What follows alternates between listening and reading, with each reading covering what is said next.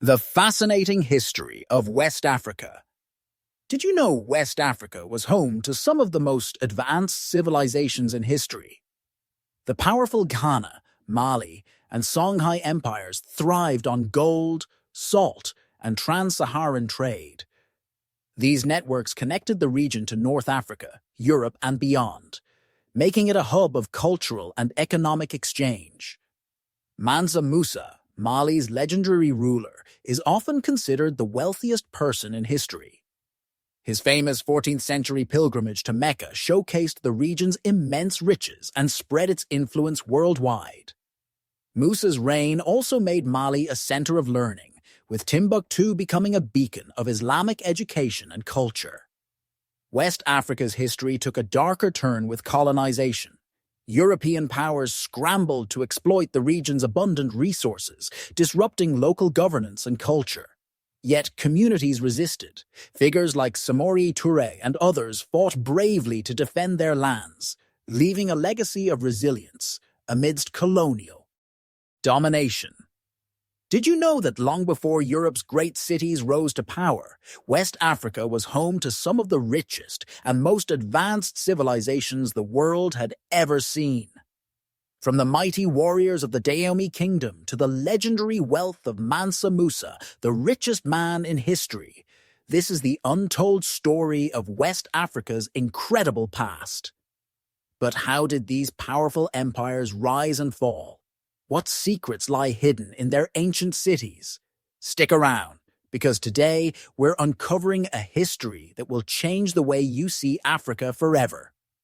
Before we dive in, don't forget to like, subscribe, and hit the bell icon so you never miss an epic journey into history. What if I told you that some of the greatest civilizations in history weren't in Europe or Asia, but right here in West Africa? Empires so wealthy they controlled the world's gold trade. Kingdoms so powerful their armies struck fear across the continent. Leaders so legendary their stories are still told today. Ever heard of Mansa Musa, the richest man who ever lived? Or the ancient city of Timbuktu, where knowledge flowed like gold? What happened to these mighty civilizations? And why don't we hear more about them? Stick around, because today we're diving deep into the hidden history of West Africa, one of the most fascinating and misunderstood regions in the world. Before we begin, don't forget to like, subscribe, and hit the bell icon, because this is just the beginning of an incredible journey through history. The history of West Africa has been divided into its prehistory, the Iron Age in Africa, the period of major polities flourishing, the colonial period, and finally the post-independence era, in which the current nations were formed. West Africa is west of an imagined north-south axis, lying close to 10 degrees east longitude, bordered by the Atlantic Ocean and Sahara Desert. Colonial boundaries are reflected in the modern boundaries between contemporary West African states, cutting across ethnic and cultural lines, often dividing single ethnic groups between two or more states. West African populations were considerably mobile and interacted with one another throughout the population history of West Africa. Acheulean tool-using archaic humans may have dwelled throughout West Africa since at least between 780,000 BP and 126,000 BP. Middle Pleistocene. During the Pleistocene, Middle Stone Age peoples, Iwo-Eleru people, possibly Aterians, who dwelled throughout West Africa between MS4 and MS2, were gradually replaced by incoming Late Stone Age peoples, who migrated into West Africa as an increase in humid conditions resulted in the subsequent expansion of the West African forest. West African hunter-gatherers occupied western Central Africa, e.g. Shumlaka, earlier than 32,000 BP, dwelled throughout coastal West Africa by 12,000 BP, migrated northward between 12,000 BP and 8,000 BP as far as Mali, Burkina Faso, and Mauritania, and persisted as late as 1,000 BP or some period of time after 1500 CE. After the Kelesif period, Roundhead period, and pastoral period of the Central Sahara, sedentary farming developed in West Africa among the ancestors of modern West Africans. The iron industry, in both smelting and forging for tools and weapons, emerged in West Africa as early as 2631 BCE, and by 400 BCE, contact had been made with the Mediterranean civilizations, and a regular trade included exporting gold, cotton, metal and leather in exchange for copper, horses, salt, textiles, beads and slaves. The Tichit culture developed in 2200 BCE and lasted until around 200 BCE. The Nok culture developed in 1500 BC and vanished under unknown circumstances around 500 CE. Serer people constructed the Senegambian stone circles between 3rd century BCE and 16th century CE. The Sahelian kingdoms were a series of kingdoms or empires that were built on the Sahel, the area of grasslands south of the Sahara. They controlled the trade routes across the desert and were also quite decentralized, with member cities having a great deal of autonomy. The Ghana Empire may have been established as early as the 3rd century CE. It was succeeded by the Soso in 1230, the Mali Empire in the 13th century CE, and later by the Songhai and Sokoto Caliphate. There were also a number of forest empires and states in this time period. Following the collapse of the Songhai Empire, a number of smaller states arose across West Africa, including the Bambara Empire of Segu, the Lesser Bambara Kingdom of Kaarta, the Fula Malinke Kingdom of Kasso, in present-day Mali's Kayes region, and the Kenedugu Empire of Sikasso. European traders first became a force in the region in the 15th century. The Atlantic slave trade began, with the Portuguese taking hundreds of captives back to their country for use as slaves. This began on a grand scale after Christopher Columbus' voyage to the Americas and the subsequent demand for cheap colonial labor. As the demand for slaves increased, some African rulers sought to supply the demand by constant war against their neighbors, resulting in fresh captives. European, American, and Haitian governments passed legislation prohibiting the Atlantic slave trade in the 19th century, though the last country to abolish the institution was Brazil in 1888. In 1725, the cattle-herding Fulanis of Futa Jalon launched the first major reformist jihad of the region, overthrowing the local animist, Mand-speaking elites and attempting to somewhat democratize their society. At the same time, the Europeans started to travel into the interior of Africa to trade and explore. Mungo Park, 1771 to 1806, made the first Urios expedition into the region's interior, tracing the Niger River as far as Timbuktu. French armies followed not long after. In the scramble for Africa in the 1880s, the Europeans started to colonize the inland of West Africa. They had previously mostly controlled trading ports along the coasts and rivers. Following World War II, campaigns for independence sprung up across West Africa, most notably in Ghana under the Pan-Africanist Kwame Nkrumah, 1909 to 1972. After a decade of protests, riots and clashes, French West Africa voted for autonomy in a 1958 referendum, dividing it into the states of today. Most of the British colonies gained autonomy the following decade. Since independence, West Africa has suffered from the same problems as much of the African continent, particularly dictatorships, political corruption, and military coups. It has also seen civil wars. The development of oil and mineral wealth has seen the steady modernization of some countries since the early 2000s, though inequality persists. Geography of Africa.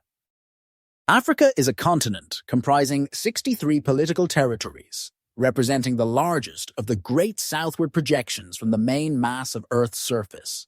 Within its regular outline, it comprises an area of 30,368,609 kilometers, 11,385 square miles, excluding adjacent islands.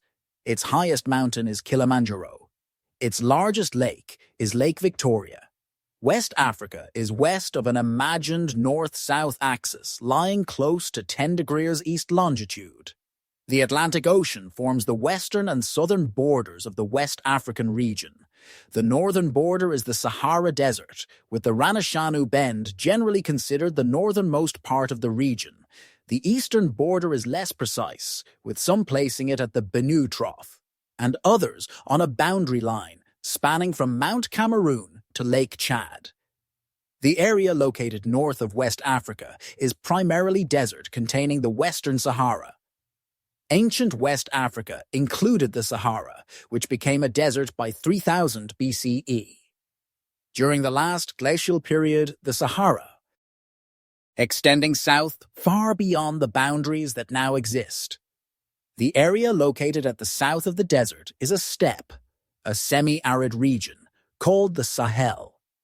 It is the ecoclimatic and biogeographic zone of transition in Africa between the Sahara Desert to the north and the Sudanian savanna to the south. The Sudanian savanna is a broad belt of tropical savanna that spans the African continent, from the Atlantic Ocean coast in the west, Sudanian savanna, to the Ethiopian highlands in the east, Sudanian savanna. The Guinean region is a traditional name for the region that lies along the Gulf of Guinea. It stretches north through the forested tropical regions and ends at the Sahel.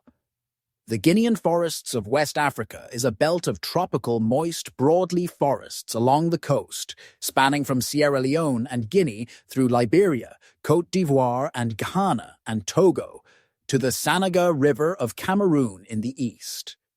The Upper Guinean forests and Lower Guinean forests are divided by the Dahomey Gap, a region of savanna and dry forest in Togo and Benin.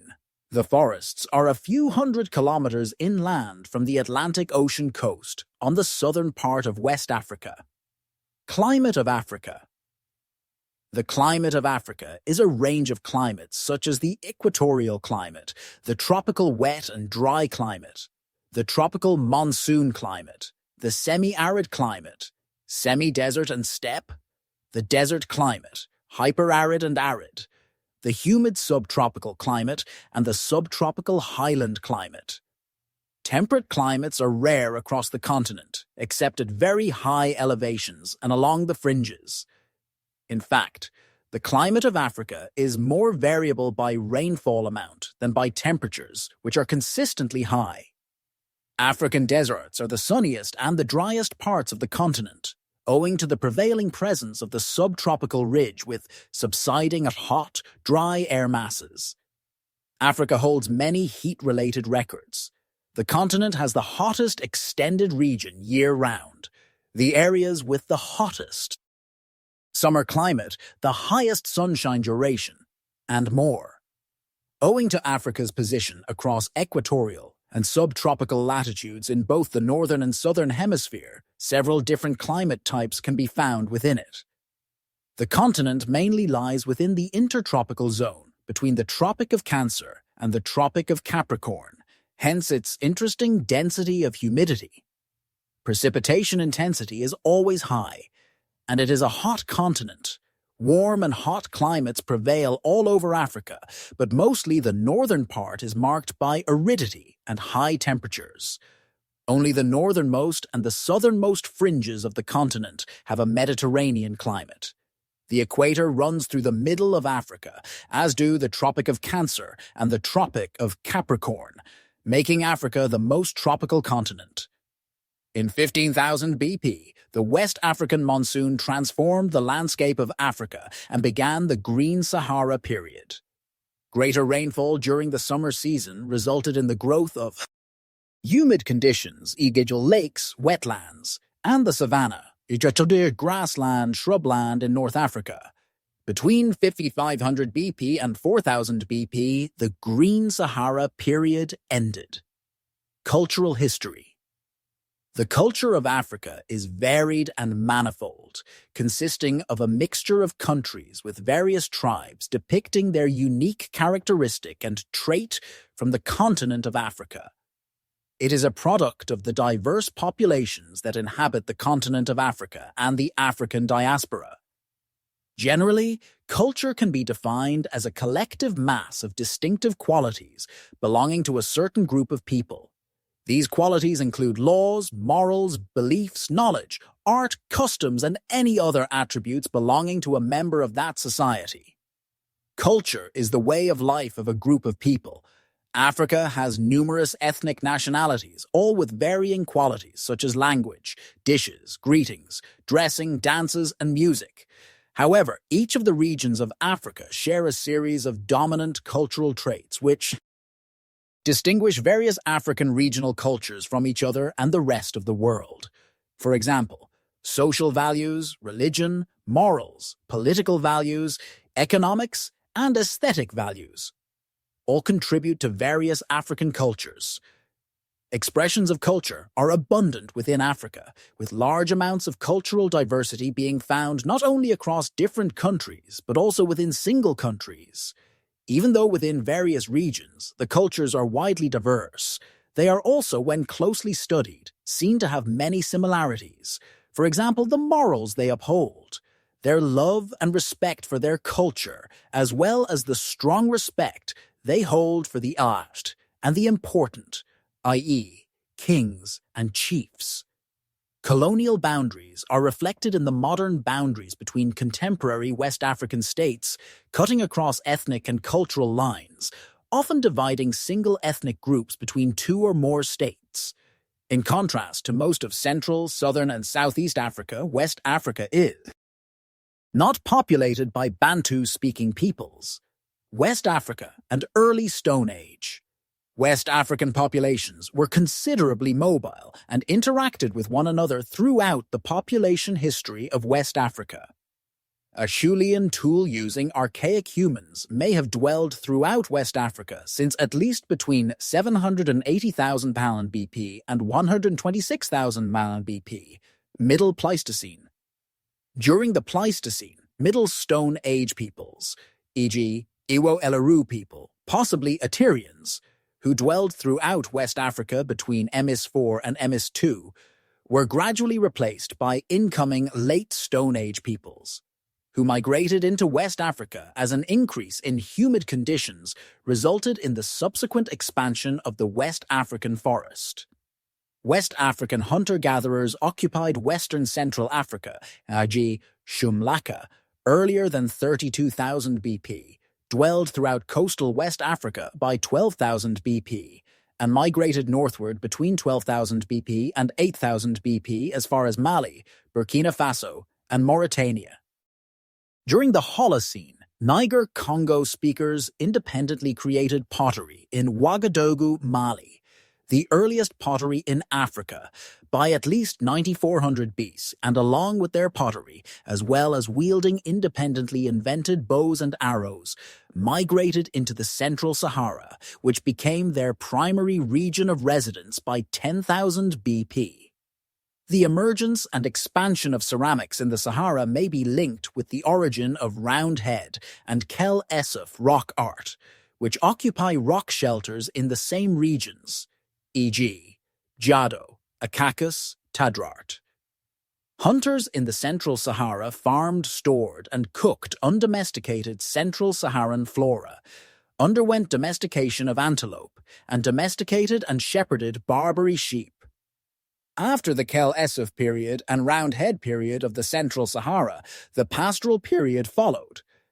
Some of the hunter-gatherers who created the Roundhead rock art may have adopted pastoral culture, and others may have not. As a result of increasing aridification of the Green Sahara, Central Saharan hunter-gatherers and cattle herders may have used seasonal waterways as the migratory route taken to the Niger River and Chad Basin of West Africa. In 2000 BCE, Thiaroye woman, also known as the Venus of Thiaroye, may have been the earliest statuette created in sub-Saharan West Africa. It may have particularly been a fertility statuette, created in the region of Senegambia, and may be associated with the emergence of complexly organized pastoral societies in West Africa between 4000 BCE and 1000 BCE. Though possibly developed as early as 5000 BCE, Nsibidi may have also developed in 2000 BCE, as evidenced by depictions of the West African script on Ikom monoliths at Ikom in Nigeria. Migration of Saharan peoples south of the Sahelian region resulted in seasonal interaction with and gradual absorption of West African hunter-gatherers, who primarily dwelt in the savannas and forests of West Africa. In West Africa, which may have been a major regional cradle in Africa, for the domestication of crops and animals, Niger-Congo speakers domesticated the helmeted guinea fowl between 500 BP and 1300 BP. Domestication of field crops occurred throughout various locations in West Africa, such as yams, Dioscorea, Prahensilis, in the Niger River basin between eastern Ghana and western Nigeria, northern Benin, rice, Oriza glaberrima, in the inner Niger Delta region of Mali, pearl millet, Centrus americanus, in northern Mali and Mauritania, and cowpeas in northern Ghana. After having persisted as late as 1000 BP, or some period of time after 1500 CE, remaining West African hunter-gatherers, many of whom dwelt in the forest savanna region, were ultimately acculturated and admixed into the larger groups of West African agriculturalists, akin to the migratory Bantu-speaking agriculturalists and their encounters with Central African hunter-gatherers. Iron Age. Archaeometallurgical scientific knowledge and technological development originated in numerous centers of Africa. The centers of origin were located in West Africa, Central Africa, and East Africa. Consequently, as these origin centers are located within Inner Africa, these archaeometallurgical developments are thus native African technologies. The iron industry, in both smelting and forging for tools and weapons, appeared in West Africa by about 2600–1200 BC. Iron smelting facilities in Niger and Nigeria have been radiocarbon dated to 500 to 1000 BC and more recently in Nigeria from 2000 BC. Though there is some uncertainty, some archaeologists believe that iron metallurgy was developed independently in West Africa. Archaeological sites containing iron smelting furnaces and slag have been excavated at sites in the Nsukka region of southeast Nigeria, in what is now Igboland, dating to 2000 BC at the site of Leja, Eze Uzomaka, 2009, and to 750 BC and at the site of Opi, Hall, 2009. Iron metallurgy may have been independently developed in the Nok culture between the 9th century BC and 550 BCE. More recently, Bandama and Babalola, 23, have indicated that iron metallurgical development occurred 2631 BCE, 348 BCE at Leja in Nigeria, 21st BCE, 921 BCE at Obui in Central Africa Republic, 1895 BC at Chirauma in Niger, and 1051 BC at Dekpasanwere in Togo. The increased use of iron and the spread of ironworking technology led to improved weaponry and enabled farmers to expand agricultural productivity and produce surplus crops, which together supported the growth of urban city-states into empires. By 400 BC, contact had been made with the Mediterranean civilizations, including that of Carthage, and a regular trade in gold conducted with the Saharan Berbers, as noted by Herodotus. The trade was fairly small until the camel was introduced, with Mediterranean goods found in pits as far south as northern Nigeria. A profitable trade had developed by which West Africans exported gold, cotton cloth, metal ornaments, and leather goods north, across the trans-Saharan trade routes, in exchange for copper, horses, salt, textiles, and beads. Later, ivory, slaves, and kola nuts were also traded. Tichit tradition. The Tichit tradition, or Tichit culture, was created by Proto-Manda peoples, namely the ancestors of the Soninka people. In 4000 BCE, the start of sophisticated social structure, e.g., trade of cattle as valued assets, developed among herders amid the pastoral period of the Sahara. Saharan pastoral culture, e.g., fields of tumuli, lustrous stone rings, axes, was intricate. By 1800 BC, Saharan pastoral culture expanded throughout the Saharan and Sahelian regions. The initial stages of sophisticated social structure among Saharan herders served as the segue for the development of sophisticated hierarchies found in African settlements, such as Dar Tichit. After migrating from the Central Sahara, Proto-Manda peoples established their civilization in the Tichit region of the Western Sahara.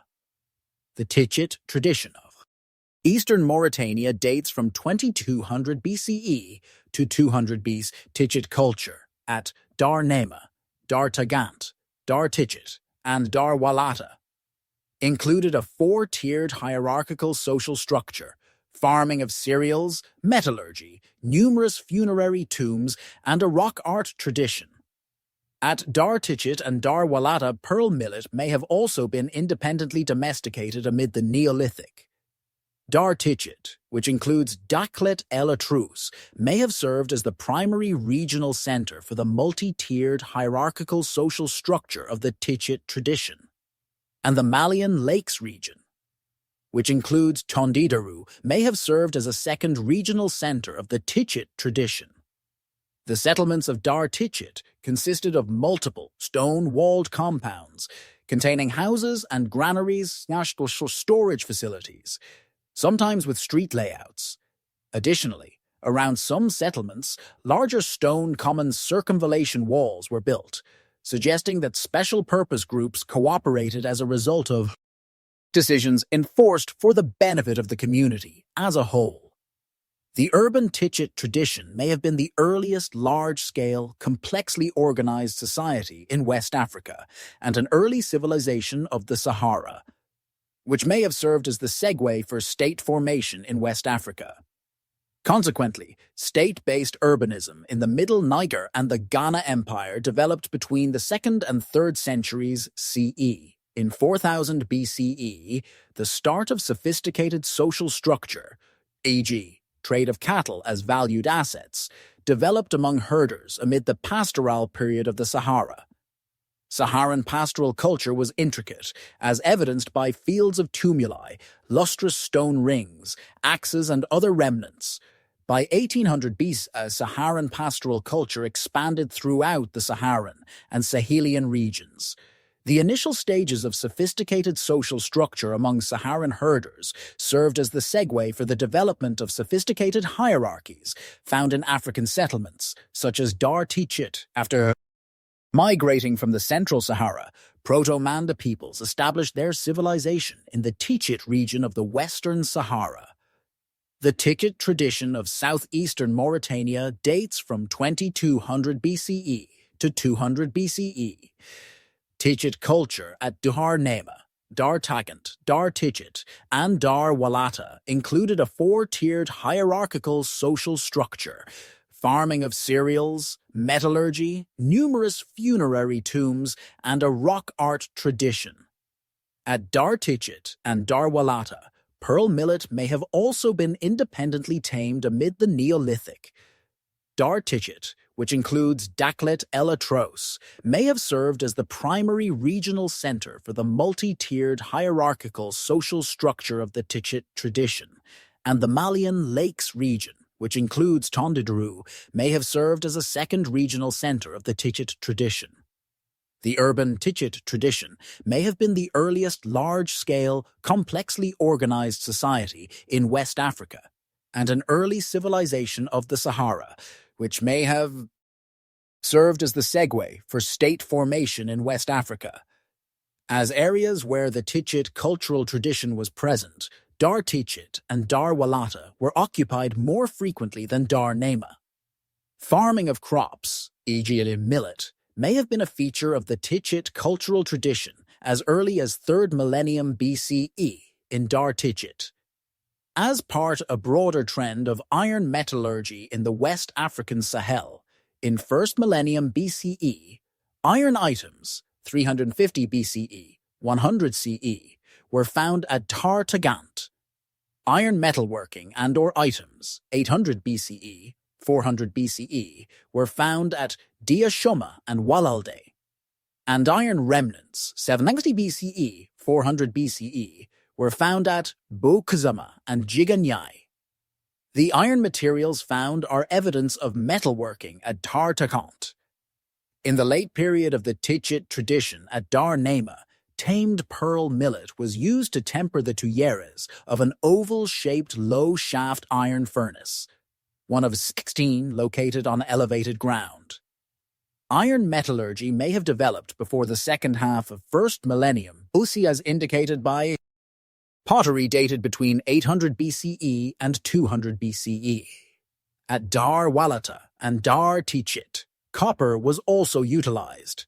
After its decline in Mauritania, the Tichit tradition spread to the middle Niger region of Mali, e.g. Mema, Makina, Dia Shoma, and Jenne-Jeno, where it developed into and persisted as Faita Fassiez ceramics between 1300 BCE and 400 BCE among rammed earth architecture and iron metallurgy, which developed after 900 BC. Thereafter, the Ghana Empire developed in the first millennium. See Nok culture and origin.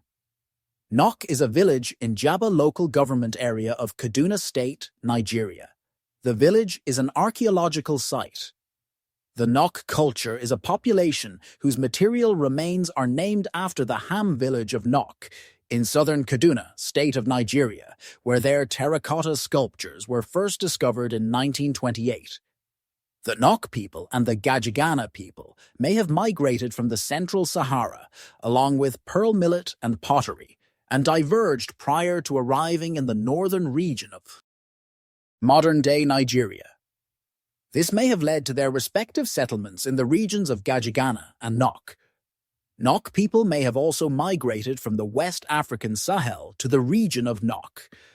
Nok culture may have emerged in 1500 BCE and continued to persist until 1 BCE.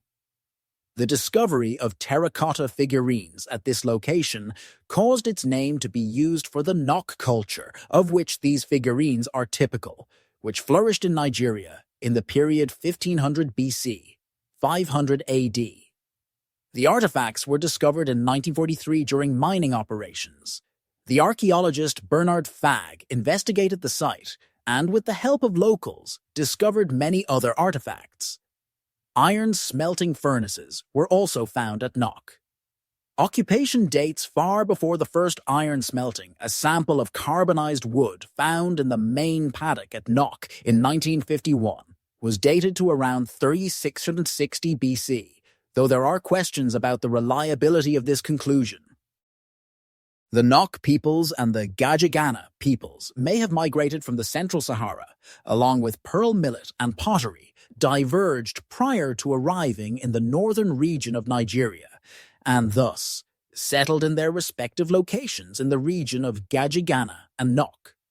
Nok culture may have emerged in 1500 Cal BCE and continued to persist until 1 Cal BCE. Nok people may have developed terracotta sculptures through large-scale economic production, as part of a complex funerary culture that may have included practices such as feasting. The earliest Nok terracotta sculptures may have developed in 900 BCE. Some Nok terracotta sculptures portray figures wielding slingshots, as well as bows and arrows, which may be indicative of Nok people engaging in the hunting or trapping of undomesticated animals. A Nok sculpture portrays 2 individuals, along with their goods, in a dugout canoe. Both of the anthropomorphic figures in the watercraft are paddling. The Nok terracotta depiction of a dugout canoe may indicate that Nok people use dugout canoes to transport cargo along tributaries, Igo Gurara River of the Niger River, and exchange them in a regional trade network. The Nok terracotta depiction of a figure with a seashell on its head may indicate that the span of these riverine trade routes may have extended to the Atlantic coast. In the maritime history of Africa, there is the earlier Dufuna canoe, which was constructed approximately 8,000 years ago in the northern region of Nigeria. As the second earliest form of water vessel known in sub-Saharan Africa, the Nok terracotta depiction of a dugout canoe was created in the central region of Nigeria during the first millennium BC as part of Nok traditional medicine. Nok ceramics may have been used to process roots and bark as medicinal plants for the production of medicinal decoctions. Excluding ancient Egyptian figurative art, Nok sculptures are regarded to be the most early, large figurative art in the continental Africa. Later artistic traditions of West Africa, Bura of Niger, 3rd century CE, 10th century CE, Koma of Ghana, 7th century CE, 15th century CE, Igbo Ukwu of Nigeria, 9th century CE, 10th century CE, Jenne-Jeno of Mali, 11th century CE, 12th century CE, and Ile-Ife of Nigeria, 11th century CE, 15th century CE, may have been shaped by the earlier West African clay terracotta tradition of the Nok culture. Mountaintops are where the majority of Nok settlement sites are found. At the settlement site of Kogio, the edge of a cellar of a settlement wall was chiseled from a granite foundation. Additionally, a megalithic stone fence was constructed around the enclosed settlement site of Kochio.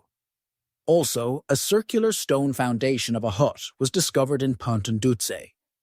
Iron metallurgy may have been independently developed in the Nok culture between the 9th century BCE and 550 BCE. As each share cultural and artistic similarity with the Nok culture found in Nok, Sokoto, and Katsina. The Niger-Congo-speaking Yoruba, Jukan or Dakakari peoples may be descendants of the Nok peoples. Based on stylistic similarities with the Nok terracottas, the bronze figurines of the Yoruba Empire and the Benin Kingdom of Benin may also be continuations of the traditions of the earlier Nok culture. Kirikongo and Archaeology of the Mouhoun Bend. Kirikongo is an archaeological site located in the Mouhoun Bend region of Burkina Faso. The importance of Kirikongo and investigations of other sites in the Mouhoun River drainage system is that the system remains relatively unexplored and was inhabited by the ancestors of the Bois. Additionally, the area represents a zone of punctuated assimilation and adoption of animal husbandry and agriculture during the occupations at Kirikongo. The site consists of several mounds that each represent a household. The Mouhoun Bend is important archaeologically for its presence along the transition between Holocene forest and the margins of the savanna throughout time. From an agricultural perspective, this region is located along an area with intensive use of tubers in the forests to the south and west and cereals in the savanna margins to the north and east. Major occupations in the Mouhoun Bend range from 700 BC to AD 1600. From a cultural perspective, later Stone Age and early Iron Age occupations in the Mouhoun Bend are associated with the Kintampo complex to the south. As a product of historical seclusion from state-level societies that developed in Western Africa during the late Iron Age and a lack of contemporary interest by archaeologists, archaeological sites in the Mouhoun Bend have remained greatly under-investigated. Archaeological investigations that have taken place, though, have focused almost entirely on creating chronological timelines and basic economic transitions.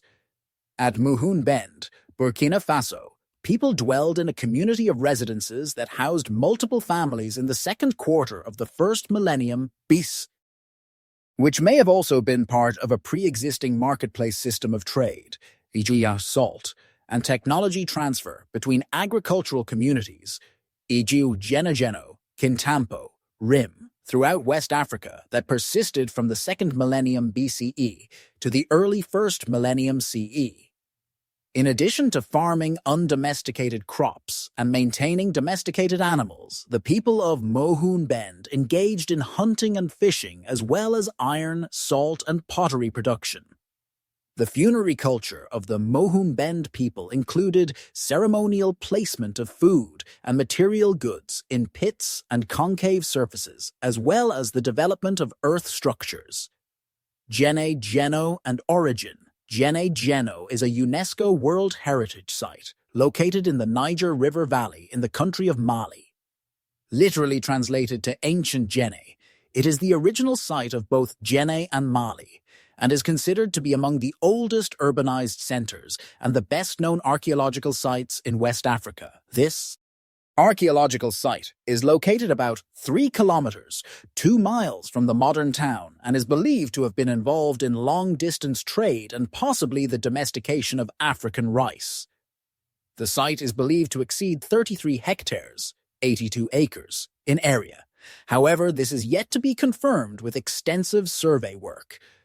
With the help of archaeological excavations, mainly by Roderick and Susan McIntosh, the site is known to have been occupied from 250 BC to 900 AD. Previously, scholars did not believe that advanced trade networks and complex societies developed in West Africa until traders started coming from the north. However, sites such as Jenne-Jeno disprove this, as these traditions in West Africa flourished long before. More recently, scholars have concluded that the egalitarian civilization of Jenne-Jeno was likely established by the Mande progenitors of the Bozo people. Their habitation of the site spanned the period from 3rd century BCE to 13th century CE, while Jenne-Jeno is among the oldest urban sites in the Niger Basin. A similar settlement at Dia existed from around 900 BC and reached a peak around 600 BC. Oral traditions hold that Jenne-Jeno was founded by immigrants from Dia. The civilization of Jenne-Jeno was located in the Niger River Valley in Mali, and is considered to be among the oldest urbanized centers and the best-known archaeological sites in sub-Saharan Africa. The site is located about 3 kilometers, 1.9 meters, away from the modern town of Jenne and is believed to have been involved in long-distance trade and possibly the domestication of African rice. The site is believed to exceed 33 hectares and 82 acres. The city is believed to have been abandoned and moved to its current location due to the spread of Islam and the building of the Great Mosque of Jenne. Towns similar to Jenne-Jeno also developed at the site of Dia. Also in Mali along the Niger River from around 900 BC. Considerable commonalities, absent in modern North African cultures, are present and able to be found between Roundhead paintings and modern sub-Saharan African cultures. Modern Saharan ceramics are viewed as having clear similarities with the oldest ceramics found in Jenne-Jeno, which have been dated to 250 BCE. The egalitarian civilization of Jenne-Jeno was likely established by the Mande progenitors of the Bozo people, which spanned from 3rd century BCE to 13th century CE. Serer people. The prehistoric and ancient history of the Serer people of modern-day Senegambia has been extensively studied and documented over the years. Much of the present knowledge of it comes from archaeological discoveries and Serer traditions rooted in the Serer religion. Material relics have been found in different Serer countries, most of which refer to the past origins of Serer families, villages, and Serer kingdoms. Some of these Serer relics included gold, silver, and metals. The objects found in Serer countries are divided into 2 types: the remnants of earlier populations and the laterite megaliths, carved in circular structures with stones directed toward the east. The latter are found only in small parts of the ancient Serer kingdom of Saloum. In Charles Becker's paper titled Vestiges historiques, Témoins matériels du passé clan les pays Serer, 2 types of Serer relics were noted: the non-material remains which are cultural in nature, and material remains which are many revealed through products or artifacts. The historical vestiges of Serer country in modern-day Senegambia, the diversity of Serer culture manifested across dialects, family and social organization, which reflect different historical territories, were observed. Although many Serer artifacts remain unknown, unlisted and preserved despite the efforts in the 1960s and 1970s to collect, archive, and document them all, many material relics were found in different Serer countries, most of which refer to the past origins of Serer families, villages, and Serer our kingdoms. Some of these Serer relics included gold, silver, and metals.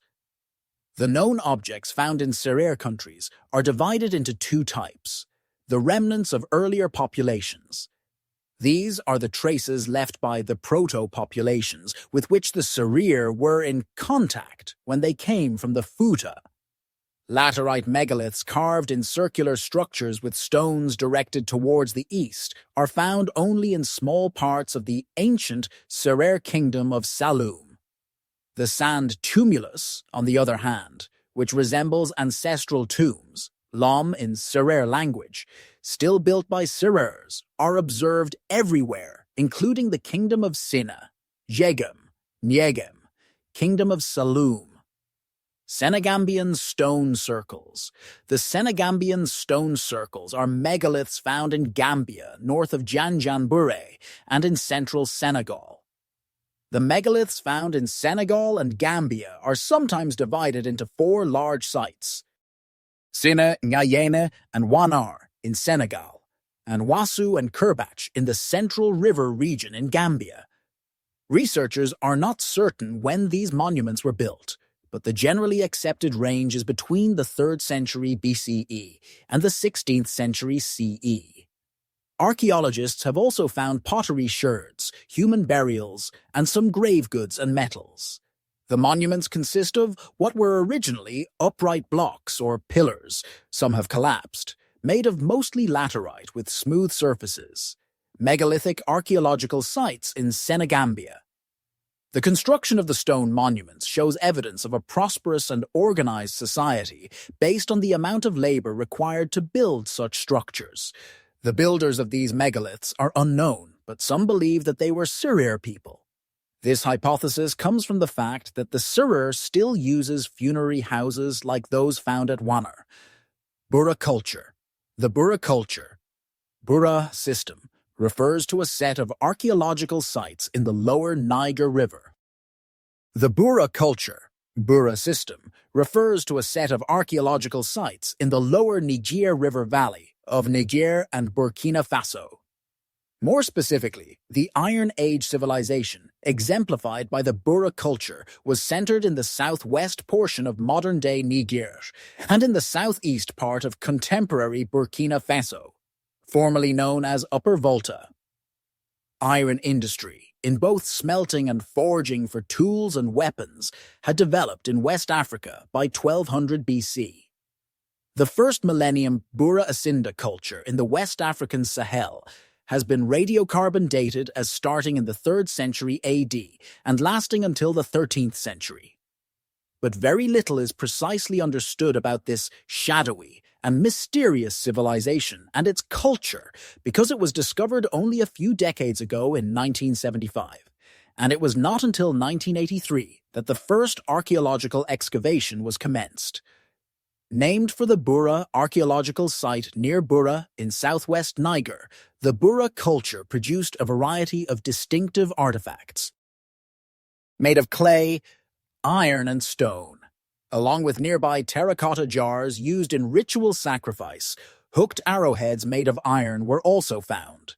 Beads made of quartzite, nose rings made from brass, and bracelets made from iron or brass were found on human remains located beneath the terracotta jars.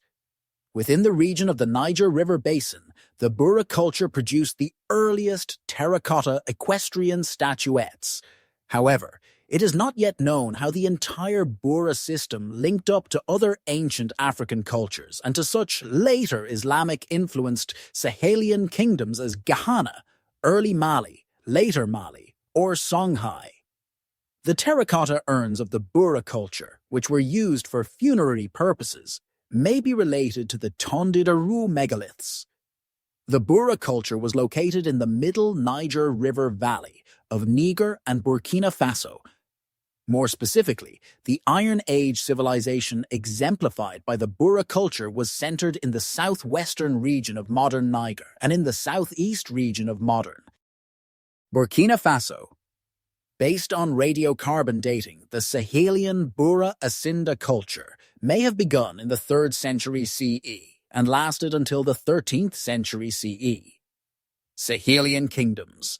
The Sahelian kingdoms were a series of kingdoms or empires that were centered on the Sahel, the area of grasslands south of the Sahara. The wealth of the states came from controlling the trade routes across the desert. Their power came from having large pack animals like camels and horses that were fast enough to keep a large empire under central control and were also useful in battle. All of these empires were also quite decentralized, with member cities having a great deal of autonomy. The Ghana Empire, Mali Empire, and Songhai Empire acquired gold utilizing alluvial methods of mining in Bambuk. Ghana. The Ghana Empire may have been an established kingdom as early as the 3rd century CE, founded among the Soninke, a Mande people who lived at the crossroads of this new trade around the city of Kumbi Saleh. Ghana was first mentioned by Arab geographer Al-Farazi in the late 8th century. After 800, the empire expanded rapidly, coming to dominate the entire western Sudan. At its height, the empire could field an army of 200,000 soldiers. Ghana was inhabited by urban dwellers and rural farmers. The urban dwellers included the administrators of the empire, who were Muslim, and the Ghana king, who practiced traditional religion. 2 towns existed, one where the Muslim administrators and Berber Arabs lived, which was connected by a stone-paved road to the king's residence. The rural dwellers lived in villages, which joined into broader polities that pledged loyalty to Ghana. Ghana was viewed as divine, and his physical well-being reflected on the whole society. Ghana converted to Islam around 1050 after conquering Oude Coast. The Ghana Empire grew wealthy by taxing the trans-Saharan trade that linked Tiaret and Sijil Massa to Oude Coast. Ghana controlled access to the goldfields of Bambuk, southeast of Kumbi Saleh. A percentage of salt and gold going through its territory was taken. The empire was not involved in production. In the 10th century, Islam was steadily growing in the region due to various influences, including internal dynastic struggles coupled with competing foreign interests, namely Almoravid intervention. By the 11th century, Ghana was in decline. It was once thought that the sacking of Kumbi Saleh by Berbers under the Almoravid dynasty in 1076 was the cause, but this is no longer accepted. Several alternative explanations are cited.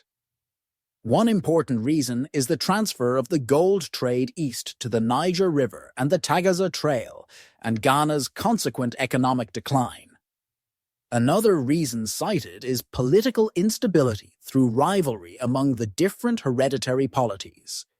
The empire came to an end in 1230 when Takrur in northern Senegal took over the capital, Sosso. The first successor to the Ghana Empire was that of the Sosso, a Takrur people who built their empire on the ruins of the old. Despite initial successes, the Sosso king Sumaro Kante was defeated by the Mandinka prince Sundiata Keita at the Battle of Kirina in 1240, toppling the Sosso and guaranteeing the supremacy of Sundiata's new Mali Empire. Mali. The Mali Empire began in the 13th century CE, eventually creating a centralized state, including most of West Africa. It originated when a Mandingo leader, Sundiata, Lord Lion of the Keita clan, defeated Sumaro Kante, king of the Sosso or southern Soninke, at the Battle of Kirina in c. chapter 1235. Sundiata continued his conquest from the fertile forests and Niger Valley, east to the Niger Bend, north into the Sahara, and west to the Atlantic Ocean, absorbing the remains of the Ghana Empire. Sundiata took on the title of Mansa. He established the capital of his empire at Niani. Although the salt and gold trade continued to be important to the Mali Empire, agriculture and pastoralism was also critical. The growing of sorghum, millet, and rice was a vital function. On the northern borders of the Sahel, grazing cattle, sheep, goats, and camels were major activities. Mande society was organized around the village and land. A cluster of villages was called a kafu, ruled by a farmer. The farmer paid tribute to the Mansa. A dedicated army of elite cavalry and infantry maintained order, commanded by the royal court. A formidable force could be raised from tributary regions if necessary. Conversion to Islam was a gradual process. The power of the Mansa depended on upholding traditional beliefs and a spiritual foundation of power. Sundiata initially kept Islam at bay. Later Mansas were devout Muslims but still acknowledged traditional deities and took part in traditional rituals and festivals, which were important to the Mande. Islam became a court religion under Sundiata's son Uli Mfwers, 1225-1270. Mansa Uli made a pilgrimage to Mecca, becoming recognized within the Muslim world. The court was staffed with literate Muslims as secretaries and accountants. Muslim traveler Ibn Battuta left vivid descriptions of the empire. The Mali Empire saw an expansion of learning and literacy. In 1285, Sakura, a freed slave, usurped the throne. This Mansa drove the Tuareg out of Timbuktu and established it as a center of learning and commerce. The book trade increased, and book copying became a very respectable and profitable profession. Kanku Musaf founded a university at Timbuktu and instituted a program of free healthcare and education for Malian citizens with the help of doctors and scholars brought back from his legendary Hajj. Timbuktu and Jenne became important centers of learning within the Muslim world.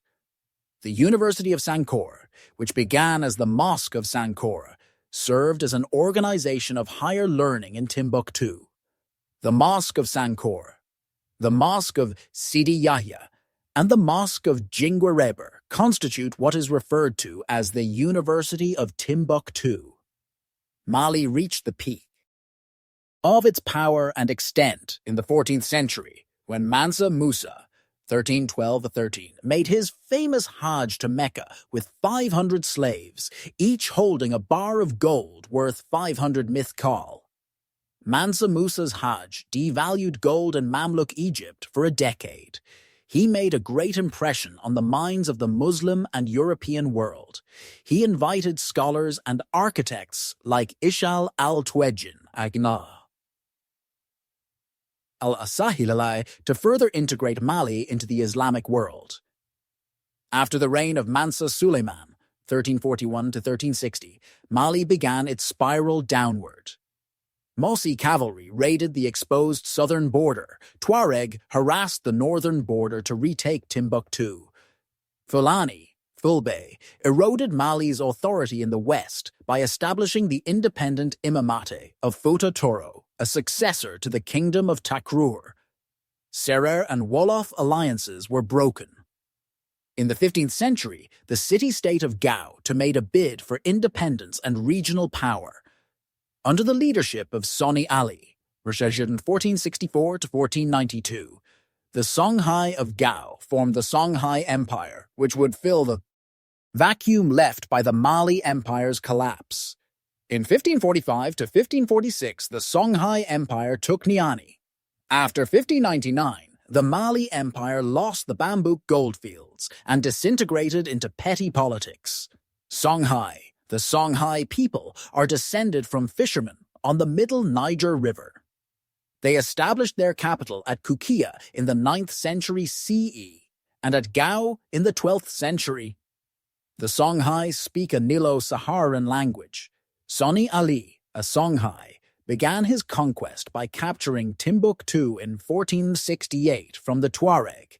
He extended the empire to the north, deep into the desert, pushed the Mossi further south of the Niger, and expanded southwest to Jenne. His army consisted of cavalry and a fleet of canoes. Soni Ali was not a Muslim, and he was portrayed negatively by Berber Arab scholars, especially for attacking Muslim Timbuktu. After his death in 1492, his heirs were deposed by his nephew and General Mohammed Touré. Mohammed Touré, 1493 to 1528, founded the Askia dynasty. Askia being the title of the king, he consolidated the conquests of Soni Ali. Islam was used to extend his authority by declaring jihad on the Mossi, reviving the trans-Saharan trade, and having the Abbasid shadow caliph in Cairo declare him as Caliph of Sudan. He established Timbuktu as a great center of Islamic learning. Mohammed Touré expanded the empire by pushing the Tuareg north, capturing Air in the east, and capturing salt-producing Tagaza. He brought the Hausa states into the Songhai trading network. He further centralized the administration of the empire by selecting administrators from loyal servants and families and assigning them to conquered territories. They were responsible for raising local militias. Centralization made Songhai very stable, even during dynastic disputes. Leo Africanus left vivid descriptions of the empire under Askia Muhammad. Askia Muhammad was deposed by his son in 1528. After much rivalry, Mohammed Touré's last son, Askia Daoud, 1529 to 1582, assumed the throne. In 1580, Morocco invaded the Songhai Empire under Ahmed al-Mansur of the Saadi dynasty to secure the gold fields of the Sahel. At the Battle of Tondibi, the Songhai army was defeated. The Moroccans captured Jenne, Gao, and Timbuktu, but they were unable to secure the whole region.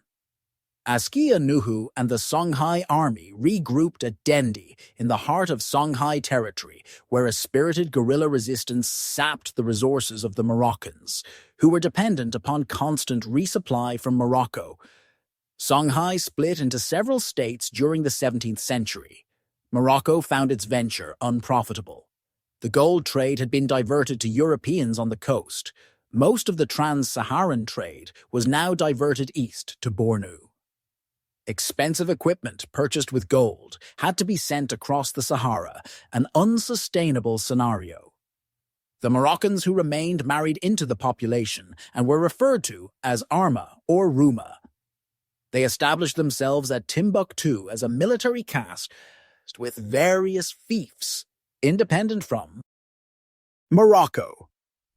Amid the chaos, other groups began to assert themselves, including the Fulani of Futa Toro, who encroached from the west.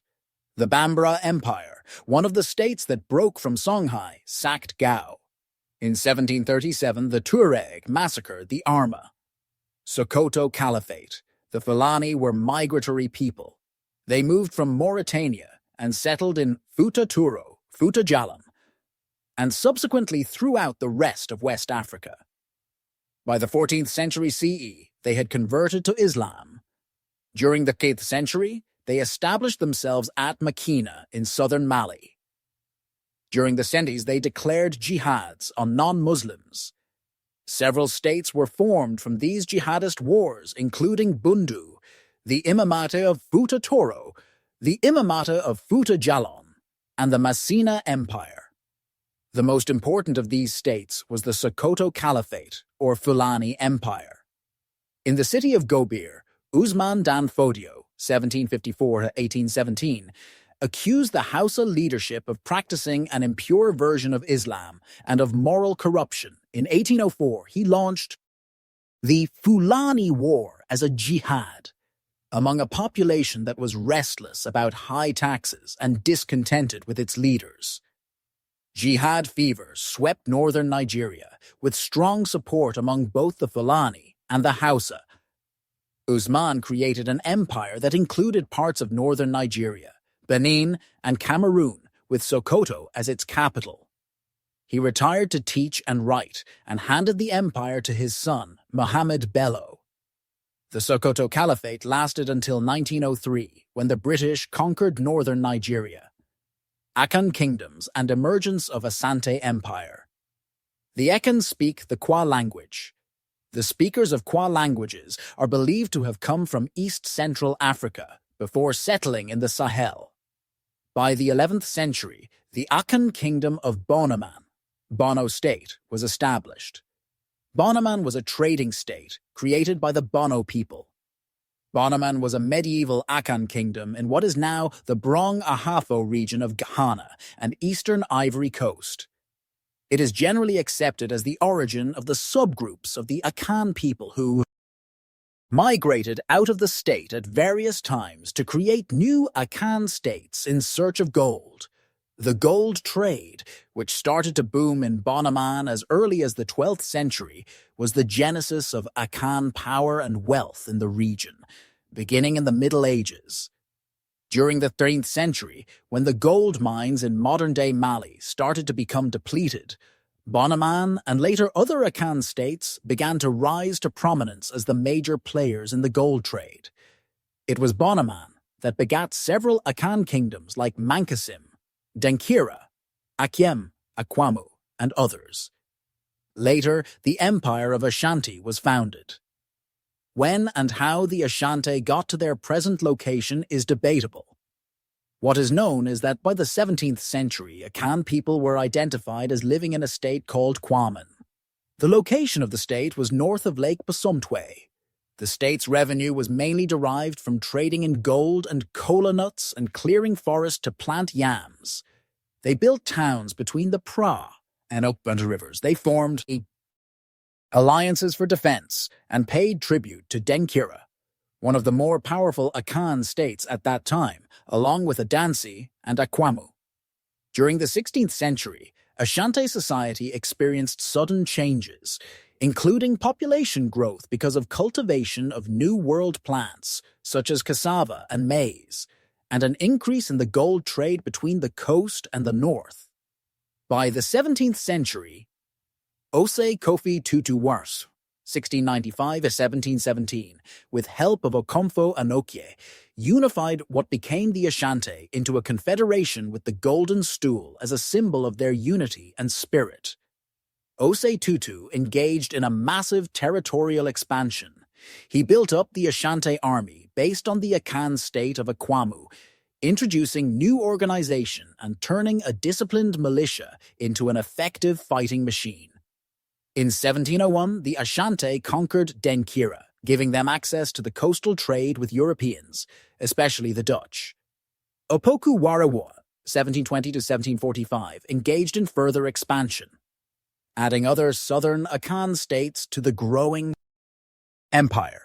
He turned north, adding Tekiman, Banda, Gyaman, and Gonja, states on the Black Volta. Between 1744 and 1745, Asantehene Opoku attacked the powerful northern state of Dagomba, gaining control of the important Middle Niger trade routes. Kusi Obodom, 1750–1764, succeeded Opoku. He solidified all the newly won territories. Osei Kwadwo, 1707–1803, imposed administrative reforms that allowed the empire to be governed effectively and to continue its military expansion. Osei Kwame Panyin, 1777–1803, Osei Tutu Kwame, 1804–1807, and Osei Bonsu, 1807–1884, continued territorial consolidation and expansion. At its height, the Ashanti Empire included most of present-day Ghana and large parts of Côte d'Ivoire. The Asantehene inherited his position from his mother. He was assisted at the capital, Kumasi, by a civil service of men talented in trade, diplomacy, and the military, with a head called the Gyasehene. Men from Arabia, Sudan, and Europe were employed in the civil service, all of them appointed by the Asantehene. At the capital and in other towns, the Ankobia or special police were used as bodyguards to the Asantehene, as sources of intelligence and to suppress rebellion.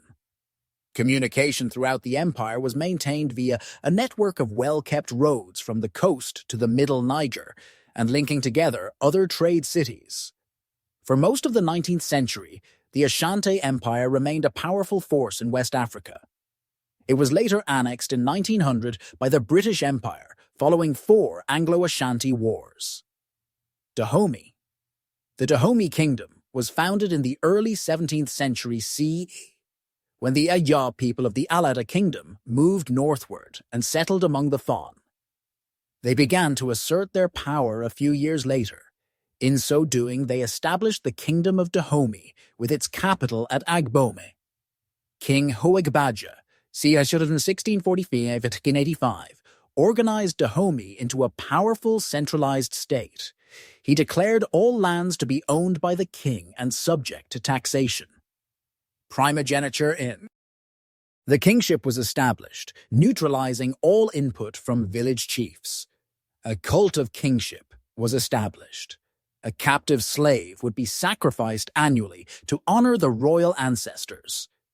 During the 1720s, the slave-trading states of Wida and Alada were taken, giving Dahomey direct access to the slave coast and trade with Europeans. King Agaja, 1708 to 1740, attempted to end the slave trade by keeping the slaves on plantations producing palm oil, but the European profits on slaves and Dahomey's dependency on firearms were too great. In 1730, under King Agaya, Dahomey was conquered by the Oyo Empire, and Dahomey had to pay tribute. Taxes on slaves were mostly paid in cowrie shells. During the 19th century, palm oil was the main trading commodity. France conquered Dahomey during the Second Franco-Dacian War, 1892 to 1894, and established a colonial government there. Most of the troops who fought against Dahomey were native Africans. Yoruba.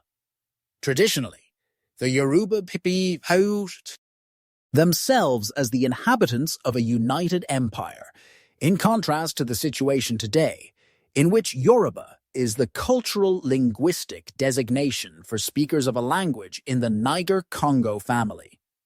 The name comes from a Hausa word to refer to the Oyo Empire.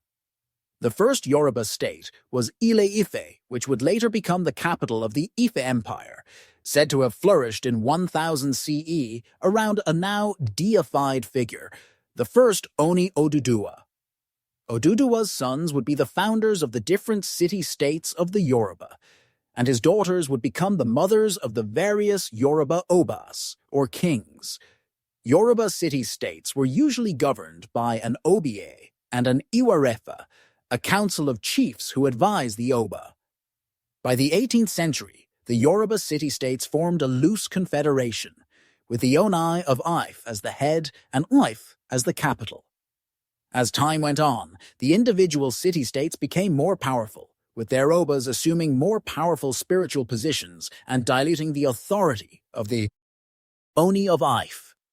Rivalry became intense among the city-states. The Oyo state was conquered in 1550 by the Kingdom of Nupe, which was in possession of cavalry, an important tactical advantage. As a result, Alaafin Orompoto, 1560-1580, King of Oyo, was sent into exile. After returning, he built up an army based on heavily armed cavalry and long-service troops. This made them nearly invincible in combat on the northern grasslands and in the thinly wooded forests. By the end of the 16th century, Oyo had added to their domain the western region of the Niger, the hills of Togo, the Yoruba of Ketu, the Dahomey, and the Fon nation. A governing council served the empire. With clear executive divisions, each acquired region was assigned a local administrator. Families served in king-making capacities. Oyo, as a northern Yoruba kingdom, served as a middleman in the north-south trade and connected the eastern forest of Guinea with the western and central Sudan, the Sahara, and North Africa. The Yoruba manufactured cloth, ironware, and pottery, which were exchanged for salt, leather, and most importantly, horses from the Sudan to maintain the cavalry. Oyo remained strong for 200 years. It became a protectorate of Great Britain in 1888, before further fragmenting into warring factions. The Oyo state ceased to exist as any sort of power in 18th Benin. The Benin Empire was ruled by the Kwa-speaking Edo people, and by the mid-15th century it was engaged in political expansion and consolidation in the region. Under Oba King Eware, Akan 1450 to 1480 CE, the state was organized for conquest. He solidified central authority and initiated 30 years of war with his neighbors. At the time of his death, the Benin Empire extended to Dahomey in the west, to the Niger Delta in the east, along the West African coast, and to the Yoruba towns in the north. The Oba ruled with advice from the Uzama, a council consisting of chiefs of powerful families and town chiefs of different guilds.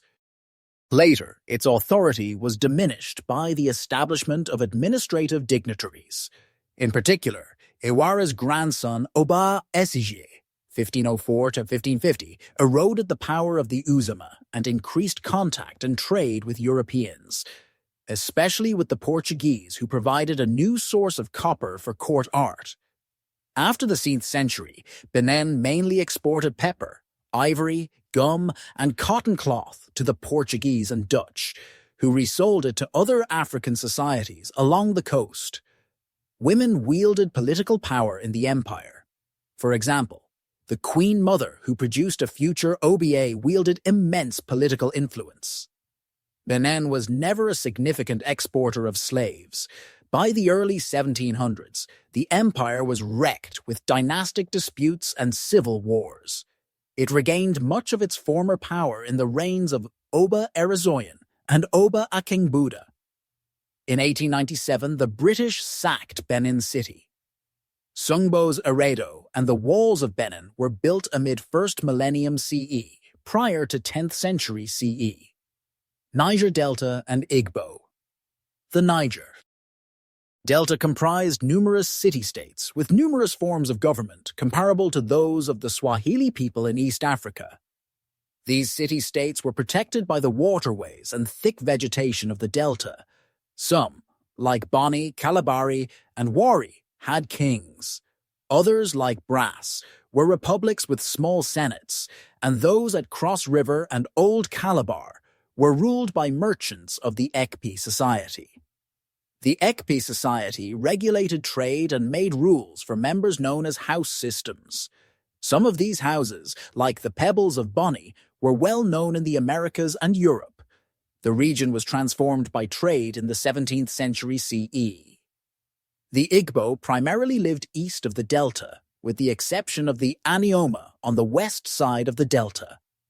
The Igbo kingdom of Nri rose in the 10th century CE, with Eze Nri denoting its leader. It was a political entity composed of villages, where each village was autonomous, independent with its own territory and name, and recognized by its neighbors. Villages were democratic, with all males and sometimes females a part of the decision-making process. Graves at Igbo Ukwu, 800 CE, contained brass artifacts of local manufacture and glass beads from Egypt or India, indicative of extra-regional trade.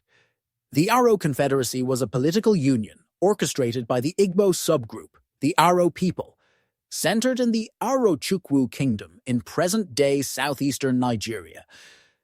It was founded at the end of the 16th century, and by the 18th and 19th centuries, their influence and presence reached across eastern Nigeria into parts of the Niger Delta and southern Igala. Later migrations.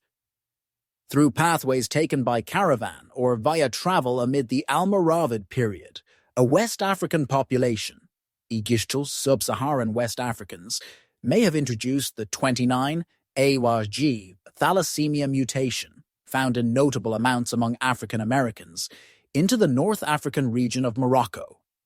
Painted rock art from Manding peoples are found largely in Mali, where Malinka and Bambara peoples reside. The Manding rock art, developed using black, white, or red paint, is primarily composed of geometric art forms, as well as animal, e.g. saurian, and human art forms. Some of the Manding rock art may relate to circumcision rituals for initiates.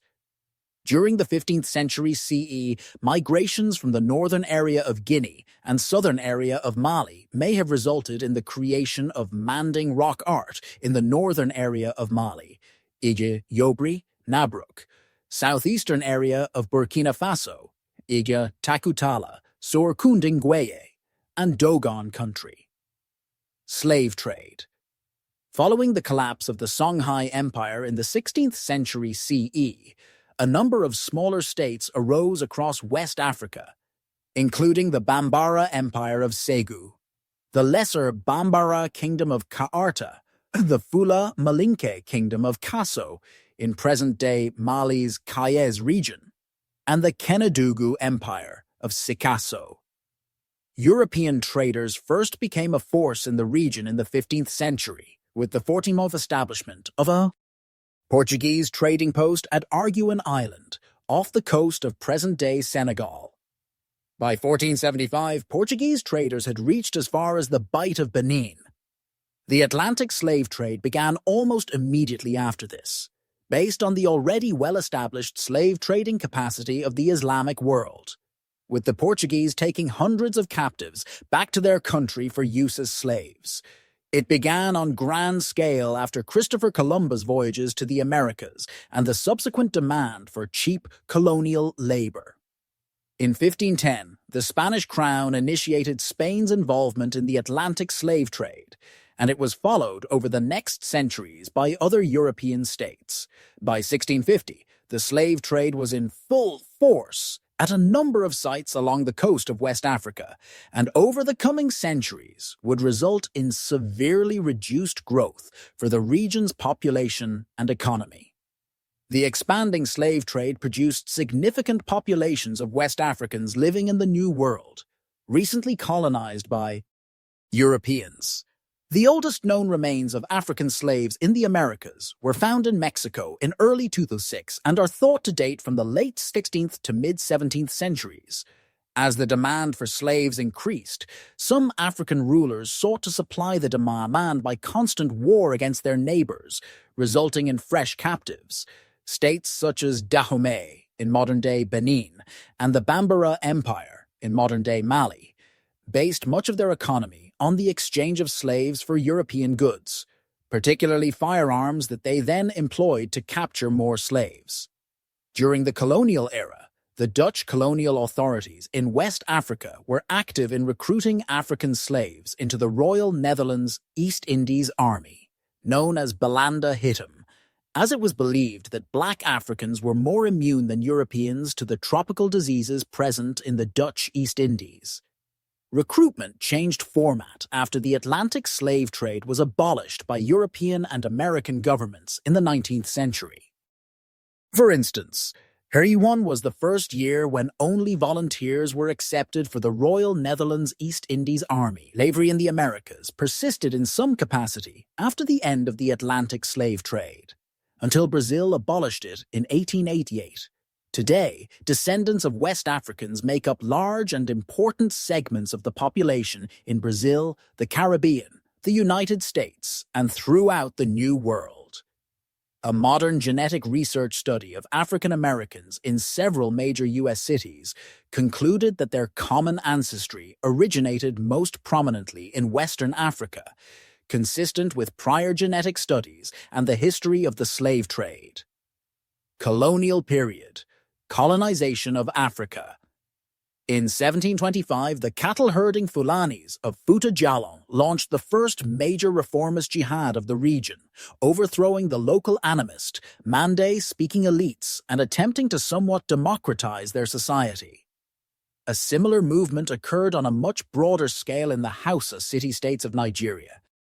Under Uthman Dan Fodio, an imam influenced by the teachings of Sidi Ahmed al-Tijani, Uthman preached against the elitist Islam of the then-dominant Qadariya Brotherhood, winning a broad base of support amongst the common people. Uthman's Fulani Empire was soon one of the region's largest states and inspired the later jihads of Massina Empire founder Sekou Ahmadu in present-day Mali and the cross-Sudan Tukulur conqueror El Hajj Umar Tall. At the same time, the Europeans started to travel into the interior of Africa to trade and explore. Scottish explorer Mungo Park, 1771 to 1806, made the first serious expedition into the region's interior, tracing the Niger River as far as Timbuktu. French armies followed, not long after. In 1774, it was noted that the extensive coastline and deep rivers of Africa had not been utilized for correspondence or commerce, even though maps in the same volume clearly show the Gum Coast, Grain Coast, Ivory Coast, and Gold Coast, Malachy. Postlethwaite writes in this book, "It is melancholy to observe that a country which has near 10,000 miles seacoast, and noble, large, deep rivers, should yet have no navigation, streams penetrating into the very center of the country, but of no benefit to it, innumerable people without knowledge of each other, correspondence, or commerce." Scramble for Africa. The scramble for Africa was the invasion, conquest, and colonization of most of Africa by 7 Western European powers driven by the Second Industrial Revolution during the late 19th century and early 20th century in the era of new imperialism. Belgium, France, Germany, United Kingdom, Italy, Portugal, and Spain. In 1870, 10% of the continent was formally under European control. By 1914, this figure had risen to almost 90%. The only states retaining sovereignty were Liberia, Ethiopia, Egba, Hausa, Senussia, Mbunda, the Dervish state, and the Ovambo kingdoms, most of which were later conquered. The 1884 Berlin Conference regulated European colonization and trade in Africa and is seen as emblematic of the scramble. In the last quarter of the 19th century, there were considerable political rivalries between the European empires, which provided the impetus for the colonization. The later years of the 19th century saw a transition from informal imperialism, military influence, and economic dominance to direct rule. With the decline of the European colonial empires in the wake of the 2 world wars, most African colonies gained independence during the Cold War and decided to keep their colonial borders in the Organization of African Unity, Conference of 1964, due to fears of civil wars and regional instability, placing emphasis on Pan-Africanism. In the scramble for Africa in the 1880s, Europeans started to colonize the inland of West Africa, as they had previously mostly controlled trading ports along the coasts and rivers. Samori Touré's newly founded Wassulo Empire was the last to fall. And with his capture in 1898, military resistance to French colonial rule effectively ended. France dominated West Africa, followed by Britain. Small colonial operations were held by Germany until 1914, and also by Spain and Portugal. Only Liberia was independent before 1958. After the slave trade died out, Denmark and the Netherlands sold off their small holdings. Britain operated from 4 small colonies on the West African coast: Sierra Leone, the Gold Coast, Lagos, and the Niger. British trade in tropical products reached £4 million per year and was entirely handled by a small number of resident merchants. There were no permanent British settlers or military bases. The posts were held entirely for trade purposes, and also as coaling stations. London had no long-term plans to join them together or go inland. British diplomats negotiated military agreements with local tribes who needed British protection from the expansionist Ashanti tribes. Britain fought repeated Anglo-Ashanti wars in the Gold Coast in 1823. 1824 to 1831, 1864, 1894, 1895, and 1900. Only the last two were clear British victories. French pretensions in West Africa were much more ambitious and involved not just trade, but rebuilding the French Empire and bringing new populations into the umbrella of French civilization and Catholicism. There were dreams of consolidating a vast African empire by expanding south from the Mediterranean into the Sahara Desert, moving east toward the Nile River, and moving south toward King Leopold's Congo. Post-colonial period. Following World War II, campaigns for independence sprang up across West Africa, most notably in Ghana, under the Pan-Africanist Kwame Nkrumah, 1909 to 1972. Ghana became the first country of sub-Saharan Africa to achieve independence in 1957, followed by Guinea under the guidance of Sékou Touré the next year. After a decade of protests, riots, and clashes, French West Africa voted for autonomy in a 1958 referendum, dividing it into the states of today. Most of the British colonies gained autonomy the following decade. Out of the 17 nations that achieved their independence in 1960, the Year of Africa, 9 were West African countries. Many founding fathers of West African nations like Nkrumah, Touré, Leopold Sédar Senghor, Modibo Keïta, Sylvanus Olympio, Felix Houphouët-Boigny, Siaka Stevens, and Abubakar Tafawa Balewa consolidated their power during the post-independence 1960s by gradually eroding democratic institutions and civil society. In 1973, Guinea-Bissau proclaimed its independence from Portugal and was internationally recognized following the 1974 Carnation Revolution in Portugal. West African political history since independence has been characterized by African socialism. Senghor, Nkrumah, and Touré all embraced the idea of African socialism, whereas Houphouët-Boigny and Liberia's William Tubman remained suspicious of it.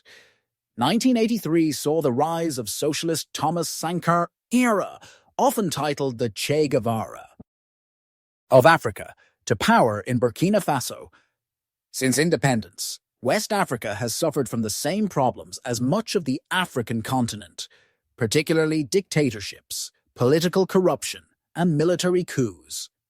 At the time of his death in 2005, for example, Togo's Etienne Ayadema was among the world's longest-ruling dictators.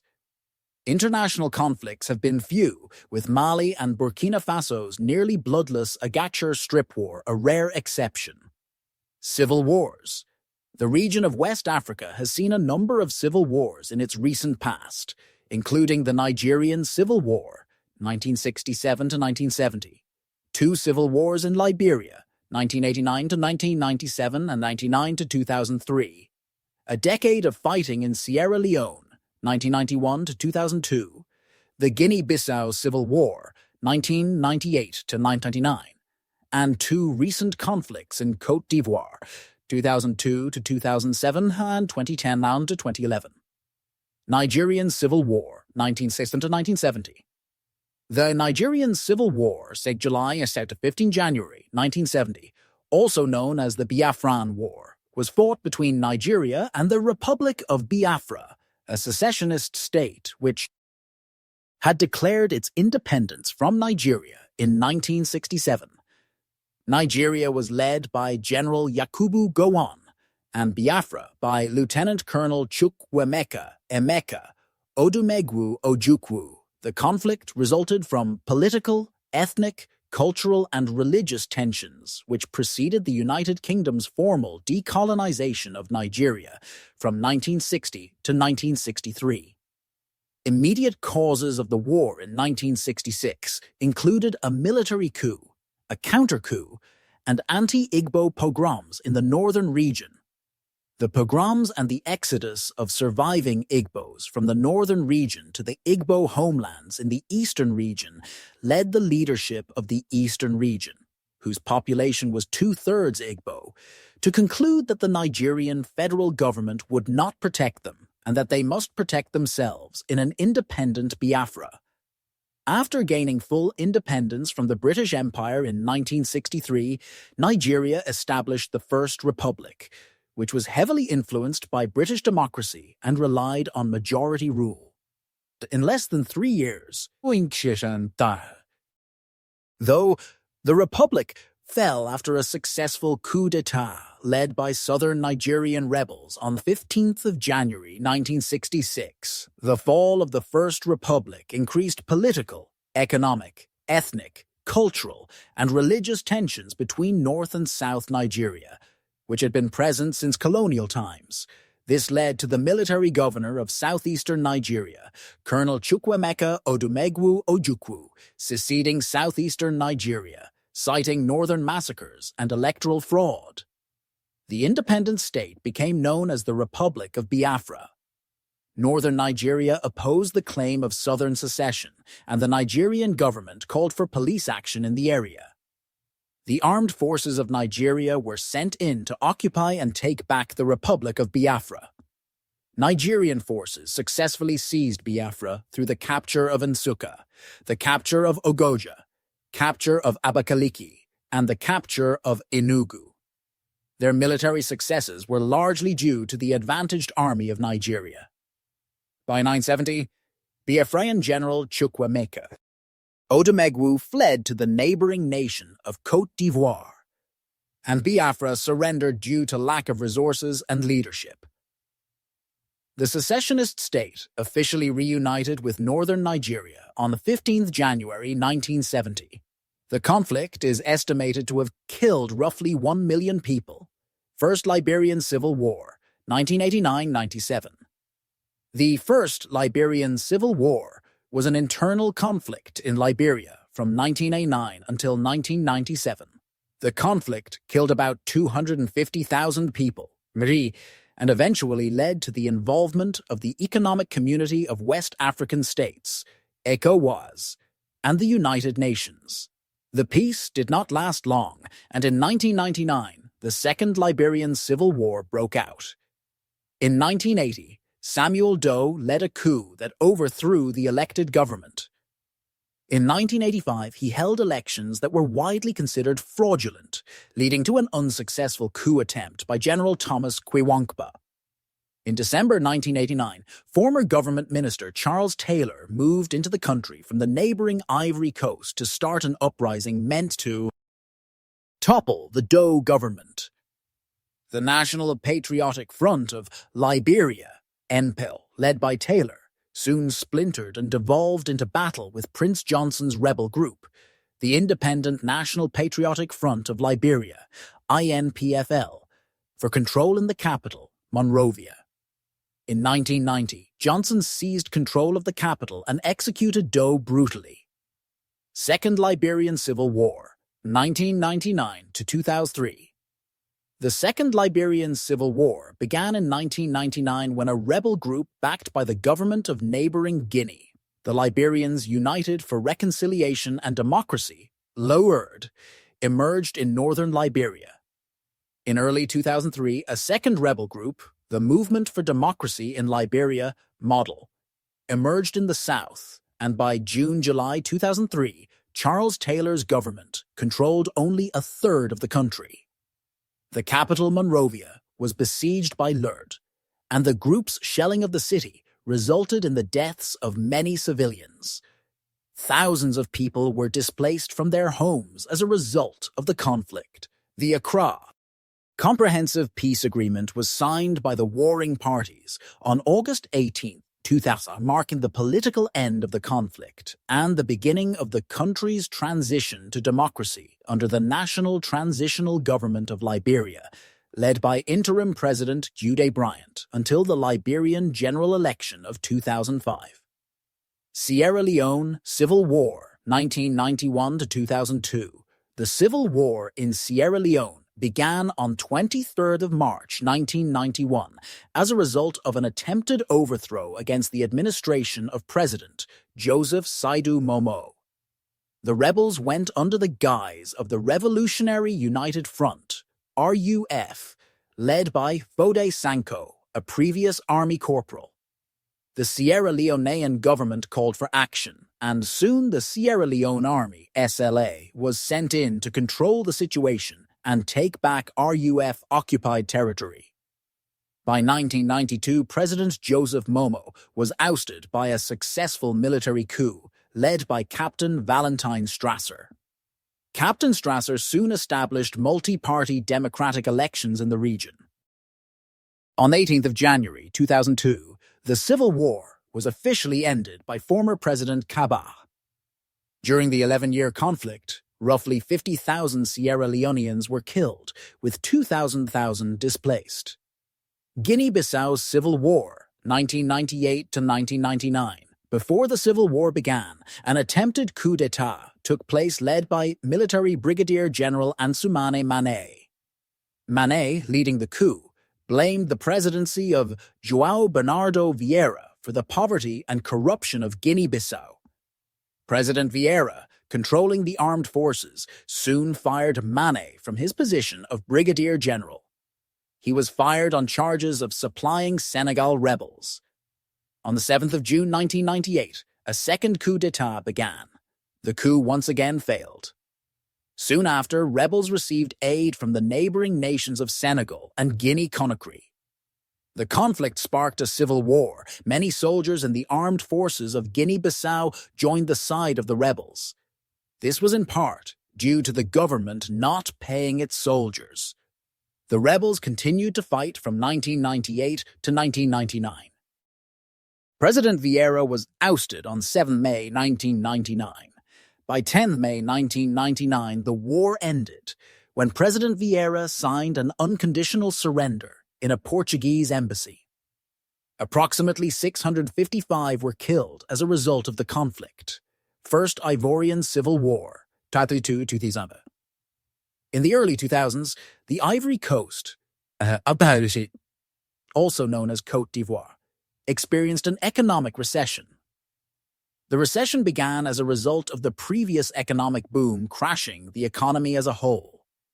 This led to the predominantly Muslim north and predominantly Christian south of the Ivory Coast becoming politically divided.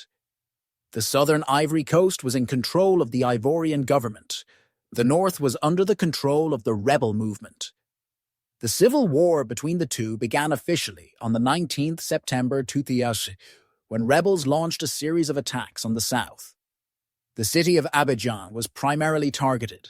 Northern rebels were successful in the attacks.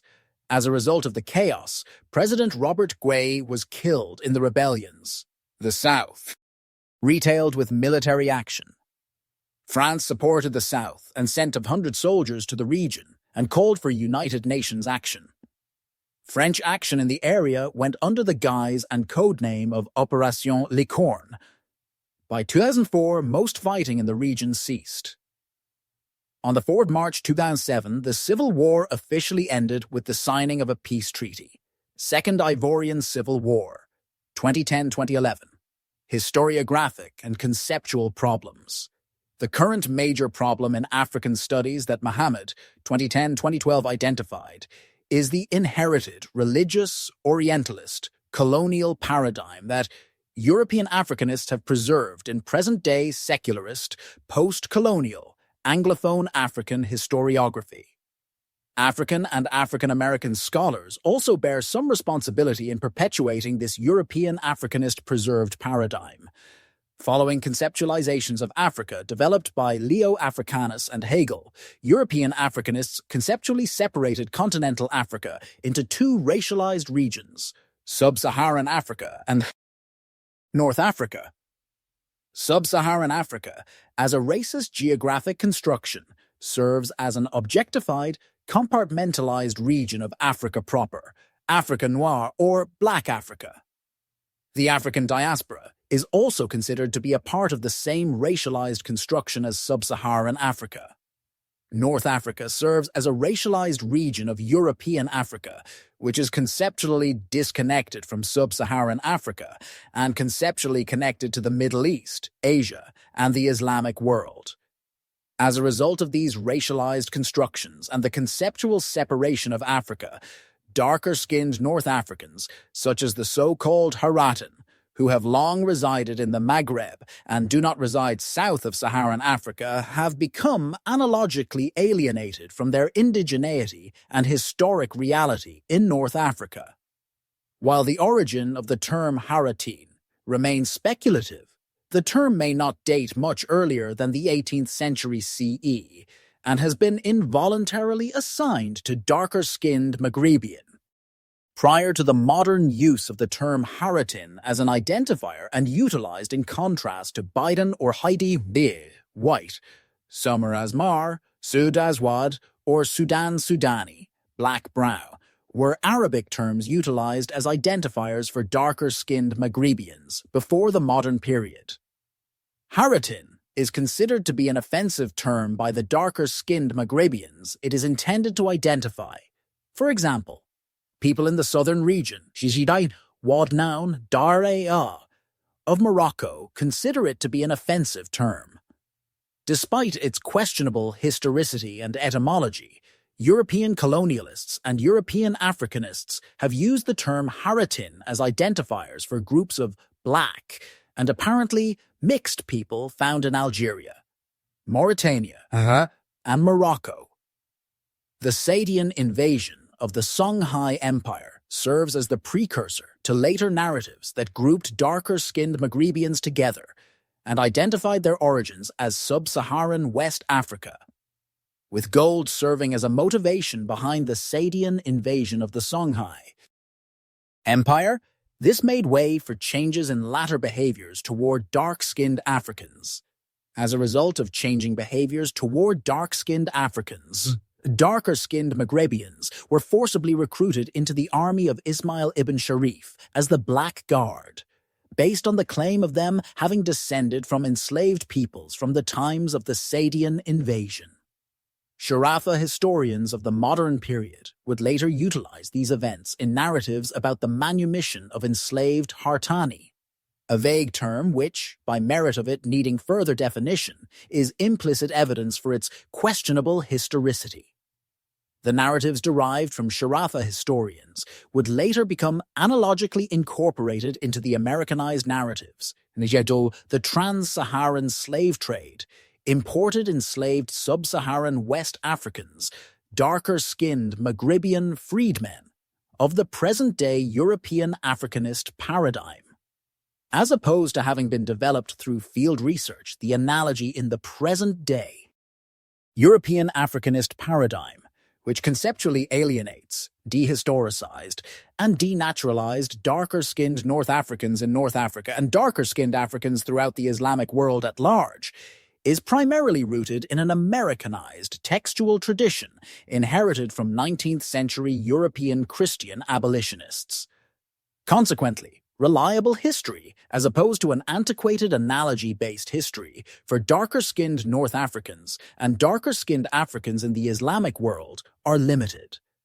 Part of the textual tradition generally associates an inherited status of servant with dark skin, e.g., Negro labor, Negro cultivators, Negroid slaves, freedman. The European Africanist paradigm uses this as the primary reference point for its construction of origins, narratives for darker-skinned North Africans, e.g., imported slaves from sub-Saharan West Africa. With darker-skinned North Africans or darker-skinned Africans in the Islamic world treated as an allegory of alterity. Another part of the textual tradition is the trans-Saharan slave trade, and their presence in these regions are treated as that of an African diaspora in North Africa and the Islamic world.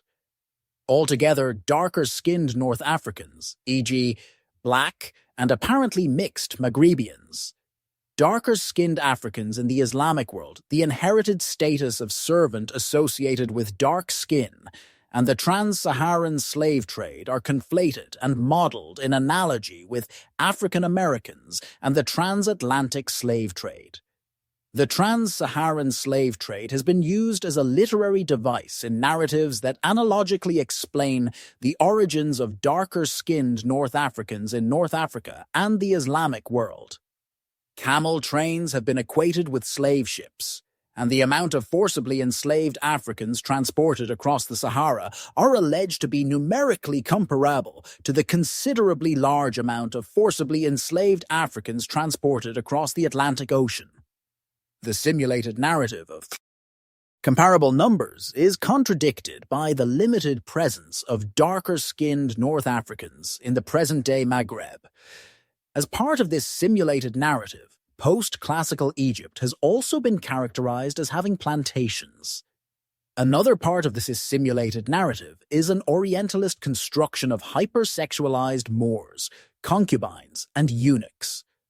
Concubines and harems have been used as an explanatory bridge between the allegation of comparable numbers of forcibly enslaved Africans and the limited number of present-day darker-skinned Maghrebians who have been characterized as their diasporic descendants. Eunuchs were characterized as sentinels who guarded these harems. The simulated narrative is also based on the major assumption that the indigenous peoples of the Maghreb were once purely white Berbers, who then became biracialized through miscegenation with black concubines, existing within a geographic racial binary of pale-skinned Moors residing further north, closer to the Mediterranean region, and dark-skinned Moors residing further south, closer to the Sahara. The religious polemical narrative involving the suffering of enslaved European Christians of the Barbary slave trade has also been adapted to fit the idea of a comparable number of enslaved Africans transported by Muslim slaver caravans from the south of Saharan Africa into North Africa and the Islamic world. Despite inheriting 19th-century religious polemical narratives, the use of race in the secularism of present-day European Africanist paradigm has given the paradigm an appearance of possessing scientific quality. The religious polemical narrative, Mjiji, holy cause, hostile neologisms of 19th-century European abolitionists about Africa and Africans are silenced, but still preserved, in the secularist narratives of the present-day European Africanist paradigm.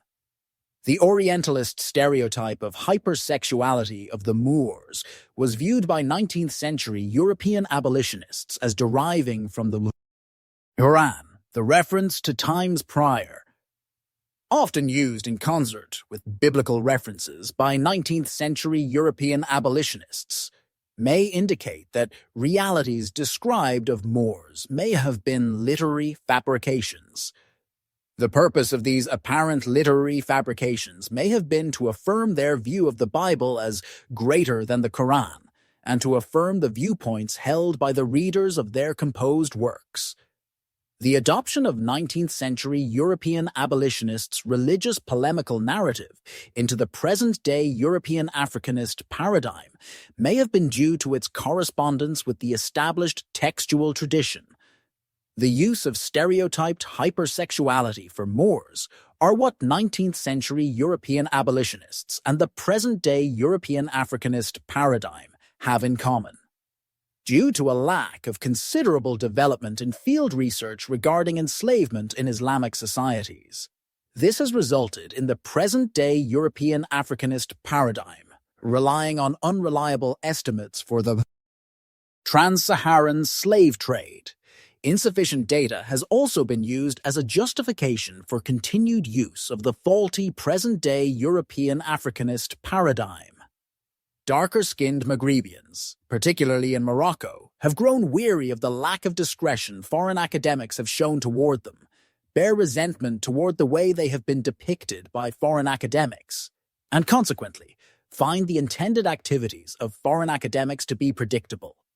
Rather than continuing to rely on the faulty present-day European Africanist paradigm, Mohammed, 2012, recommends revising and improving the current Africanist paradigm, e.g., critical inspection of the origins and introduction of the present characterization of the Saharan caravan, reconsideration of what makes the trans-Saharan slave trade within its own context in Africa distinct from the transatlantic slave trade, realistic consideration of the experiences of darker-skinned Maghrebians within their own regional context. Marola, 2017, had indicated that the academic study of sub-Saharan Africa and North Africa by Europeans developed with North Africa was conceptually subsumed within the Middle East and Arab world, whereas the study of sub-Saharan Africa was viewed as conceptually distinct from North Africa and as its own region, viewed as inherently the same.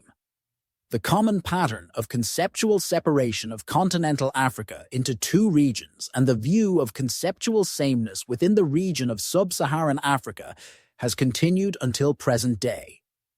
Yet, with increasing exposure of this problem, discussion about the conceptual separation of Africa has begun to develop. The Sahara had served as a trans-regional zone for peoples in Africa. Authors from various countries, e.g., Algeria, Cameroon, Sudan, in Africa have critiqued the conceptualization of the Sahara as a regional barrier and provided counter-arguments supporting the interconnectedness of continental Africa. There are historic and cultural connections as well as trade between West Africa, North Africa, and East Africa.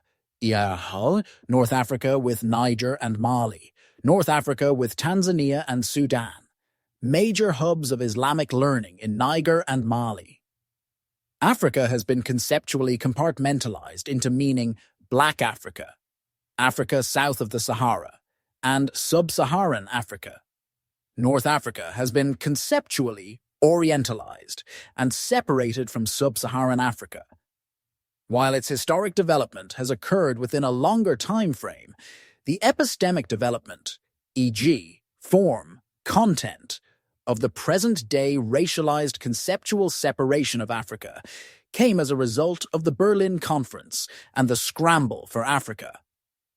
In African and Berber literary studies, scholarship has remained largely separate from one another. The conceptual separation of Africa in these studies may be due to how editing policies of studies in the Anglophone and Francophone world are affected by the international politics of the Anglophone and Francophone. While studies in the Anglophone world have more clearly followed the trend of the conceptual separation of Africa, the Francophone world has been more nuanced, which may stem from imperial policies relating to French colonialism in North Africa and Sub-Saharan Africa. As the study of North Africa has largely been initiated by the Arabophone and Francophone world, denial of the Arabic language having become Africanized throughout the centuries, it has been present in Africa has shown that the conceptual separation of Africa remains pervasive in the Francophone world. This denial may stem from historic development of the characterization of an Islamic Arabia existing as a diametric binary to Europe. Among studies in the Francophone world, ties between North Africa and Sub-Saharan Africa have been denied or downplayed, while the ties Mouhoun, religious, cultural, between the regions and peoples, Arab language and literature with Berber language and literature of the Middle East and North Africa have been established by diminishing the differences between the two and selectively focusing on the similarities between the two. In the Francophone world, construction of racialized regions such as Black Africa, Sub-Saharan Africans, and White Africa, North Africans, e.g., Berbers and Arabs, has also developed. Despite having invoked and utilized identities in reference to the racialized conceptualizations of Africa, e.g., North Africa, Sub-Saharan Africa, to oppose imposed identities, Berbers have invoked North African identity to oppose Arabized and Islamicized identities. And Sub-Saharan Africans, negritude, Black consciousness, and the African diaspora, Black is beautiful, have invoked and utilized Black identity to oppose colonialism and racism. While Berber studies has largely sought to establish ties between Berbers and North Africa with Arabs and the Middle East, Marola, 2017, indicated that efforts to establish ties between Berbers and North Africa with Sub-Saharan Africans and Sub-Saharan Africa have recently started. Health. Traditional African medicine. Traditional African medicine is a holistic discipline involving indigenous herbalism and African spirituality. Practitioners claim to be able to cure various and diverse conditions. Modern science has, in the past, considered methods of traditional knowledge as primitive and backward. Under colonial rule, traditional diviner healers were outlawed because they were considered by many nations to be practitioners of witchcraft and declared illegal by the colonial authorities, creating a war against witchcraft and magic. During this time, attempts were also made to control the sale of herbal medicines. As colonialism and Christianity spread through Africa, colonialists built general hospitals and Christian missionaries built private ones with the hopes of making headway against widespread diseases. Little was done to investigate the legitimacy of these practices, as many foreigners believed that the native medical practices were pagan and superstitious and could only be suitably fixed by inheriting Western methods. During times of conflict, opposition has been particularly vehement, as people are more likely to call on the supernatural realm. Consequently, doctors and health practitioners have, in most cases, continued to shun traditional practitioners despite their contribution to meeting the basic health needs of the population. In recent years, the treatments and remedies used in traditional African medicine have gained more appreciation from researchers in Western science. Developing countries have begun to realize the high costs of modern healthcare systems and the technologies that are required, thus proving Africa's dependence on it. Due to this, interest has recently been expressed in integrating traditional African medicine into the continent's national healthcare systems. Disease. Disease has been a hindrance to human development in West Africa throughout history. The environment, especially the tropical rainforests, allow many single-cell organisms, parasites, and bacteria to thrive and prosper. Prior to the slave trade, West Africans strived to maintain ecological balance, controlling vegetation and game, and thereby minimizing the prevalence of local diseases. The increased amount and intensity of warfare due to the slave trade meant that the ecological balance could not be sustained. Endemic diseases became epidemic in scale.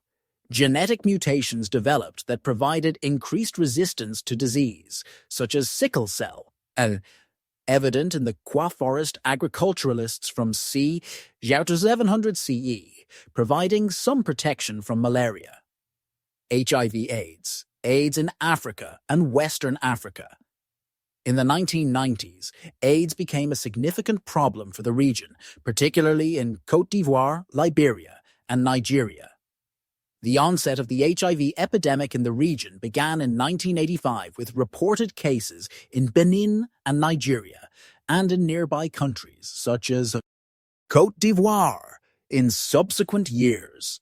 AIDS was at first considered a disease of gay men and drug addicts, but in Africa it took off among the general population. As a result, those involved in the fight against HIV began to emphasize aspects such as preventing transmission from mother to child, or the relationship between HIV and poverty, inequality of the sexes, and so on, rather than emphasizing the need to prevent transmission by unsafe sexual practices or drug injection. This change in emphasis resulted in more funding, but was not effective in preventing a drastic rise in HIV prevalence. The global response to HIV and AIDS has improved considerably in recent years. Funding comes from many sources, the largest of which are the Global Fund to Fight AIDS, Tuberculosis, and Malaria, and the President's Emergency Plan for AIDS Relief. As of 2011, HIV prevalence in Western Africa is lowest in Senegal and highest in Nigeria, which has the second largest number of people living with HIV in Africa after South Africa. Nigeria's infection rate relative to the entire population is much lower, 3.7%, compared to South Africa's 17.3%. Ebola virus disease. Ebola virus disease, first identified in 1976, typically occurs in outbreaks in tropical regions of sub-Saharan Africa, including West Africa.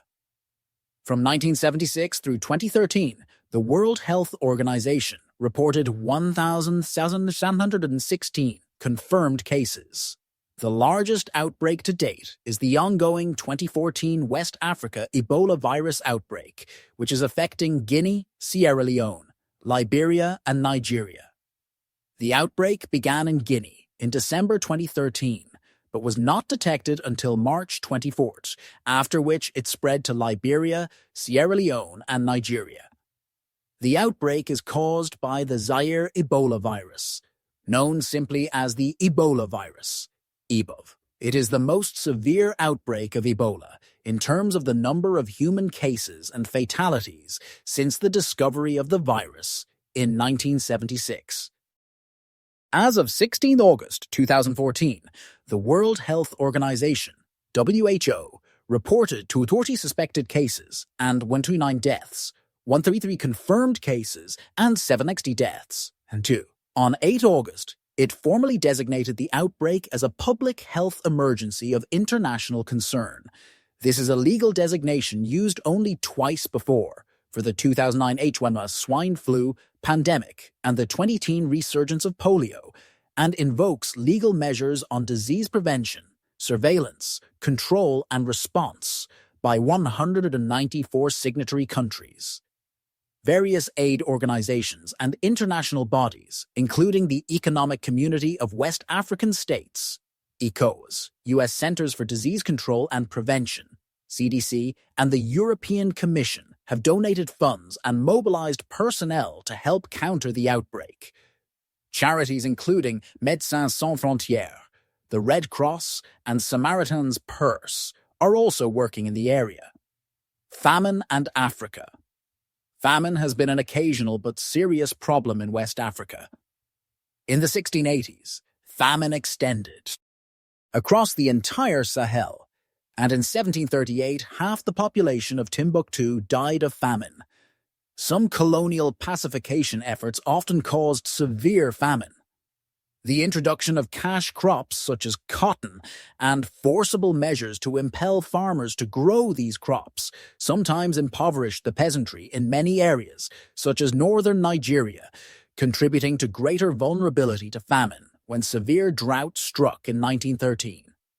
For the middle part of the 20th century, agriculturalists, economists, and geographers did not consider Africa to be famine-prone. Most famines were localized and brief food shortages. From 1967 to 1969, large-scale famine occurred in Biafra and Nigeria due to a government blockade of the breakaway territory. It is estimated that 1.5 million people died of starvation due to this famine. Additionally, drought and other government interference with the food supply caused 500,000 Africans to perish in Central and West Africa. Famine recurred in the 1970s and 1980s, when the West African Sahel suffered drought and famine. The Sahelian famine was associated with the slowly growing crisis of pastoralism in Africa, which has seen livestock herding decline as a viable way of life over the last 2 generations. Since the start of the 21st century, more effective early warning and humanitarian response actions have reduced the number of deaths by famine markedly. That said, many African countries are not self-sufficient in food production, relying on income from cash crops to import food. Agriculture in Africa is susceptible to climatic fluctuations, especially droughts which can reduce the amount of food produced locally. Other agricultural problems include soil infertility, land degradation, and erosion, swarms of desert locusts, which can destroy whole crops, and livestock diseases. The Sahara spreads up to 30 miles per year. The most serious famines have been caused by a combination of drought, misguided economic policies, and conflict. Recent famines in Africa include the 2005-06 Niger food crisis, the 2010 Sahel famine, and in 2012 the Sahel drought put over 10 million people in the Western Sahel at risk of famine, according to the Methodist Relief and Development Fund, due to a month-long heat wave. West African cuisine and history. West African peoples were trading with the Arab world centuries before the influence of Europeans. Spices such as cinnamon were introduced and became part of the local culinary traditions. Centuries later, European explorers and slave traders influenced regional cuisines to a limited extent. European merchant and slave ships brought chili peppers and tomatoes from the New World to West Africa, and both became ubiquitous components of West African cuisines, along with peanuts, maize, cassava, and plantains. In turn, these slave ships carried African ingredients to the New World, including black-eyed peas and okra. Around the time of the colonial period, particularly during the scramble for Africa, the European settlers defined colonial borders without regard to pre-existing borders, territories, or cultural differences. This bisected tribes and created colonies with varying culinary styles. As a result, it is difficult to sharply define, for example, Senegalese cuisine. Although the European colonists brought many new ingredients to the African continent, they had relatively little impact on the way people cook in West Africa. Architecture of Africa. Like other aspects of the culture of Africa, the architecture of Africa is exceptionally diverse. Throughout the history of Africa, Africans have developed their own local architectural traditions. In some cases, broader regional styles can be identified, such as the Sudano-Sahelian architecture of West Africa. A common theme in traditional African architecture is the use of fractal scaling. Small parts of the structure tend to look similar to larger parts, such as a circular village made of circular houses. African architecture in some areas has been influenced by external cultures for centuries. According to available evidence, Western architecture has influenced coastal areas since the late 15th century and is now an important source of inspiration for many larger buildings, particularly in major cities. African architecture uses a wide range of materials, including thatch, stick, wood, mud, mud brick, rammed earth, and stone. These material preferences vary by region. North Africa for stone and rammed earth, the Horn of Africa for stone and mortar, West Africa for mud, adobe, Central Africa for thatch, wood, and more perishable materials, Southeast and Southern Africa for stone and thatch, wood. Author Binyavanga Wainaina argues that people from the West would portray Africa as a decrepit and barren land, and had failed to look at the wonders of the continent. History of science and technology in Africa. Africa has the world's oldest record of human technological achievement, the oldest surviving stone tools in the world have been found in Eastern Africa, and later evidence for tool production by humans' hominin ancestors has been found across West, Central, Eastern, and Southern Africa. The history of science and technology in Africa since then has, however, received relatively little attention compared to other regions of the world. Despite notable African developments in mathematics, metallurgy, architecture, and other fields. Military history of Africa. Military history is the study of armed conflict in the history of humanity and its impact on the societies, cultures, and economies thereof, as well as the resulting changes to local and international relationships. The military history of Africa is one of the oldest military histories in the world. Africa is a continent of many regions with diverse populations speaking thousands of different languages and practicing an array of cultures and religions. These differences have also been the source of much conflict for millennia. Like the history of Africa, military history on the continent is often divided by region. North Africa was part of the Mediterranean cultures and was integral to the military history of classical antiquity, and East Africa has historically had various states which have often warred with some of the world's most powerful. The military history of modern Africa may be divided into three broad time periods: pre-colonial, colonial, and post-colonial. Genetic history of West Africa. The genetic history of West Africa encompasses the genetic history of the people of West Africa. The Sahara served as a trans-regional passageway and place of dwelling for people in Africa during various humid phases and periods throughout the history of Africa. Archaic human DNA. According to a 2020 study by Durvasula et al., There are indications that 2% to 19, or about 6.6 and 7.8 of the DNA of 4 West African populations may have come from an unknown archaic hominin, which split from the ancestor of humans and Neanderthals between 360 Kaya to 1.02 Manya. It also suggests that at least part of this archaic admixture is also present in Eurasians, non-Africans, and that the admixture event or events range from 0 to 124 BP, which includes the period before the out-of-Africa migration and prior to the African-Eurasian split, thus affecting in part the common ancestors of both Africans and Eurasians, non-Africans.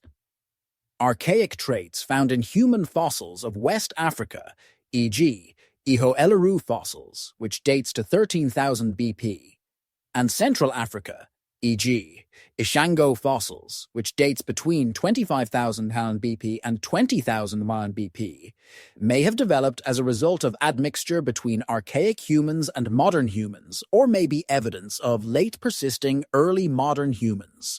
While Denisovan and Neanderthal ancestry in non-Africans outside of Africa are more certain, archaic human ancestry in Africans is less certain and is too early to be established with certainty. Ancient DNA. As of 2017, human ancient DNA has not been forthcoming in the region of West Africa. The Taferelts of Morocco, who have been radiocarbon dated between 15,100 cal BP and 13,100 cal BP, and were found to be 63.8 Natufian, were also found to be 36 for sub-Saharan African, Itaji Hadza, which is drawn out most of all by West Africans, Watigo Yoruba Mende. In addition to having similarity with the remnant of a more basal sub-Saharan African lineage, Hega, a basal West African lineage shared between Yoruba and Mende peoples.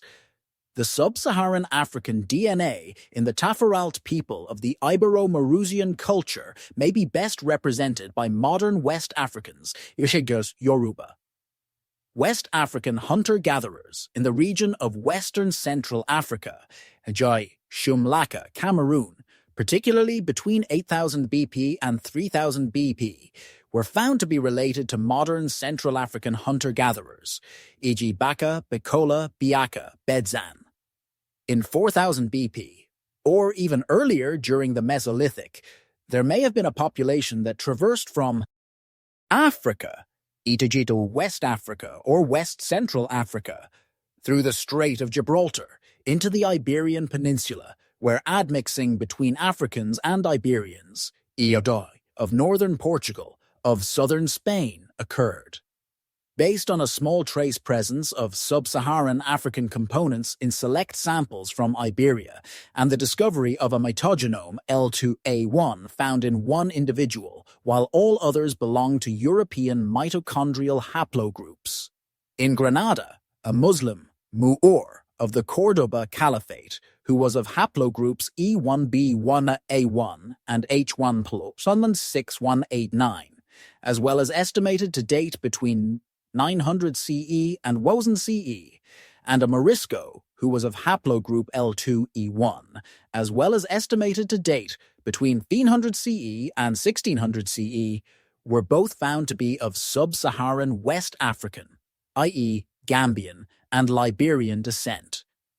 Y chromosomal DNA. DNA haplogroups in populations of sub-Saharan Africa. 8 males from Guinea-Bissau, 2 from Niger, 1 from Mali, and 1 from Cabo Verde carried haplogroup A1A. As haplogroup DE, a basal branch of haplogroup DE was found in 3 Nigerian men. Haplogroup DE may have originated in Africa. As of 19,000 years ago, Africans bearing haplogroup E1b likely traversed across the Sahara, from east to west. E1b-M2 likely originated in West Africa or Central Africa. Due to the large numbers of West Africans enslaved in the Atlantic slave trade, most African Americans, Afro-Latin Americans and Afro-Caribbean people are likely to have mixed ancestry from different regions of Western Africa. 60% of African Americans in the study were of the E1b1a haplogroup, within which 22.9% were particularly of the EM2 haplogroup. They also possessed numerous SNPs, e.g. U175, U209, U1OE1, U290, U14, U1OI6, and U2.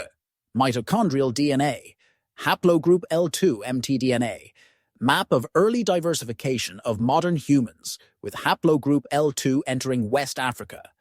Studies of human mitochondrial DNA suggest that all humans share common ancestors from Africa, originated in the southwestern regions near the coastal border of Namibia and Angola at the approximate coordinates 12.5 E, 17.5 with a divergence in the migration path around 37 E, 2022 near the Red Sea. A particular haplogroup of DNA, L2, evolved between 87,000 and 107,000 years ago, or approx. 90,000 YBP. Its age and widespread distribution and diversity across the continent makes its exact origin point within Africa difficult to trace with any confidence. An origin for several L2 groups in West or Central Africa seems likely, with the highest diversity in West Africa. Most of its subclades are largely confined to West and Western Central Africa. Between 75,000 BP and 60,000 BP, Africans bearing haplogroup L3 emerged in East Africa and eventually migrated into and became present in modern West Africans, Central Africans, and non-Africans. During the early period of the Holocene, 50% of sub-Saharan African mitochondrial DNA was introduced into North Africa by West Africans, and the other 50% was introduced by East Africans. During the modern period, a greater number of West Africans introduced sub-Saharan African mitochondrial DNA into North Africa than East Africans. During the early period of the Holocene, sub-Saharan African mitochondrial DNA was introduced into Europe, mostly in Iberia. West Africans probably migrated across Sahelian Africa, North Africa, and the Strait of Gibraltar into Europe and introduced 60% of sub-Saharan African mitochondrial DNA. During the modern period, West Africans introduced 7% of sub-Saharan African mitochondrial DNA into Liberia and other parts of Europe, possibly by sea voyage. Around 18,000 BP, Mende people, along with Gambian peoples, grew in population size. In 15,000 BP, Niger-Congo speakers may have migrated from the Sahelian region of West Africa along the Senegal River and introduced haplogroup L2A1 into North Africa, resulting in modern Mauritanian peoples and Berbers of Tunisia inheriting it. Between 15,000 and 7,000 of sub-Saharan African mitochondrial DNA was introduced into Southwest Asia by East Africans, largely in the region of Arabia, which constitute 50% of sub-Saharan African mitochondrial DNA in modern Southwest Asia. In the modern period, 68% of sub-Saharan African mitochondrial DNA was introduced by East Africans, and 22% was introduced by West Africans, which constitutes 50% of sub-Saharan African mitochondrial DNA in modern Southwest Asia. Between 11,000 BP and 10,000 BP, Yoruba people and Asan people grew in population size. As early as 11,000 years ago, sub-Saharan West Africans bearing macro haplogroup L, e.g. L1b1a11, L1b1a6a, L1b1i, L1b1an, L2a1k, L2c, may have migrated through North Africa and into Europe, mostly into southern Europe, e.g. Iberia. Amid the Holocene, including the Holocene climate optimum in 8000 BP, Africans bearing haplogroup L2 spread within West Africa, and Africans bearing haplogroup L3 spread within East Africa. As the largest migration since the out of Africa, migration from sub-Saharan Africa toward North Africa occurred, by West Africans, Central Africans, and East Africans, resulting in migrations into Europe and Asia. Consequently, sub-Saharan African mitochondrial DNA was introduced into Europe and Asia. Autosomal DNA. During the early period of the Holocene, in 9000 BP, Khoisan-related peoples mixed with the ancestors of the Igbo people, possibly in the Western Sahara. Between 2000 BP and 1500 BP, Nilo-Saharan speakers may have migrated across the Sahel, from East Africa into West Africa, and mixed with Niger-Congo-speaking Berum people. In 710 CE, West African-related populations, e.g., Niger-Congo-speaking Berum people, Bantu speakers, and East African-related populations, Nilo-Saharan-speaking Ethiopians, Nilo-Saharan-speaking Chadians, admixed with one another in northern Nigeria and northern Cameroon. Medical DNA. The genomes of Africans commonly found to undergo adaptation are regulatory DNA, and many cases of adaptation found among Africans relate to diet, physiology, and evolutionary pressures from pathogens. Throughout sub-Saharan Africa, genetic adaptation, for mutation, Duffy blood group, increased rates of GSPD deficiency, sickle cell disease, to malaria has been found among sub-Saharan Africans, which may have initially developed in 7300 BP. Sub-Saharan Africans have more than 90% of the Duffy null genotype, pediculus. During the Copper Age and early Islamic era of ancient Israel, West Africans may have migrated into ancient Israel and introduced head louse from West Africa. Sickle cells. Amid the Green Sahara, the mutation for sickle cells originated in the Sahara or in the northwest forest region of western Central Africa, e.g. Cameroon, by at least 700 years ago, though possibly as early as 22,000 years ago. The ancestral sickle cell haplotype to modern haplotypes, e.g. Cameroon, Central African Republic, and Benin Senegal haplotypes, may have first arose in the ancestors of modern West Africans, bearing haplogroups E1b1a1l485 and E1d1a1u175, or their ancestral haplogroup E1b1on4732. West Africans, e.a. Yoruba and Oyo of Nigeria, bearing the Benin sickle cell haplotype, may have migrated through the northeastern region of Africa into the western region of Arabia. West Africans, e.g. Mendi of Sierra Leone, bearing the Senegal sickle cell haplotype, may have migrated into Mauritania, 77% modern rate of occurrence, and Senegal, 100. They may also have migrated across the Sahara, into North Africa, and from North Africa, into southern Europe, Turkey, and a region near northern Iraq and southern Turkey.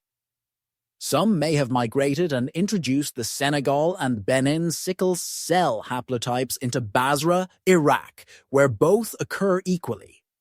West Africans bearing the Benin sickle cell haplotype may have migrated into the northern region of Iraq, 69.5%, Jordan, 80%, Lebanon, 73%, Oman, 52.1%, and Egypt, 80.8%, schistosomes, according to Steverding, 20.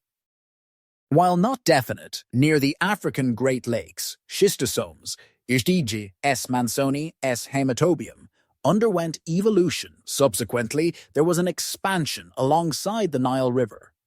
From Egypt, the presence of schistosomes may have expanded via migratory Yoruba people into Western Africa.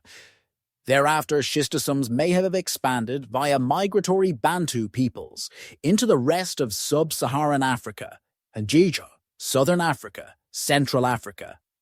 Thalassemia.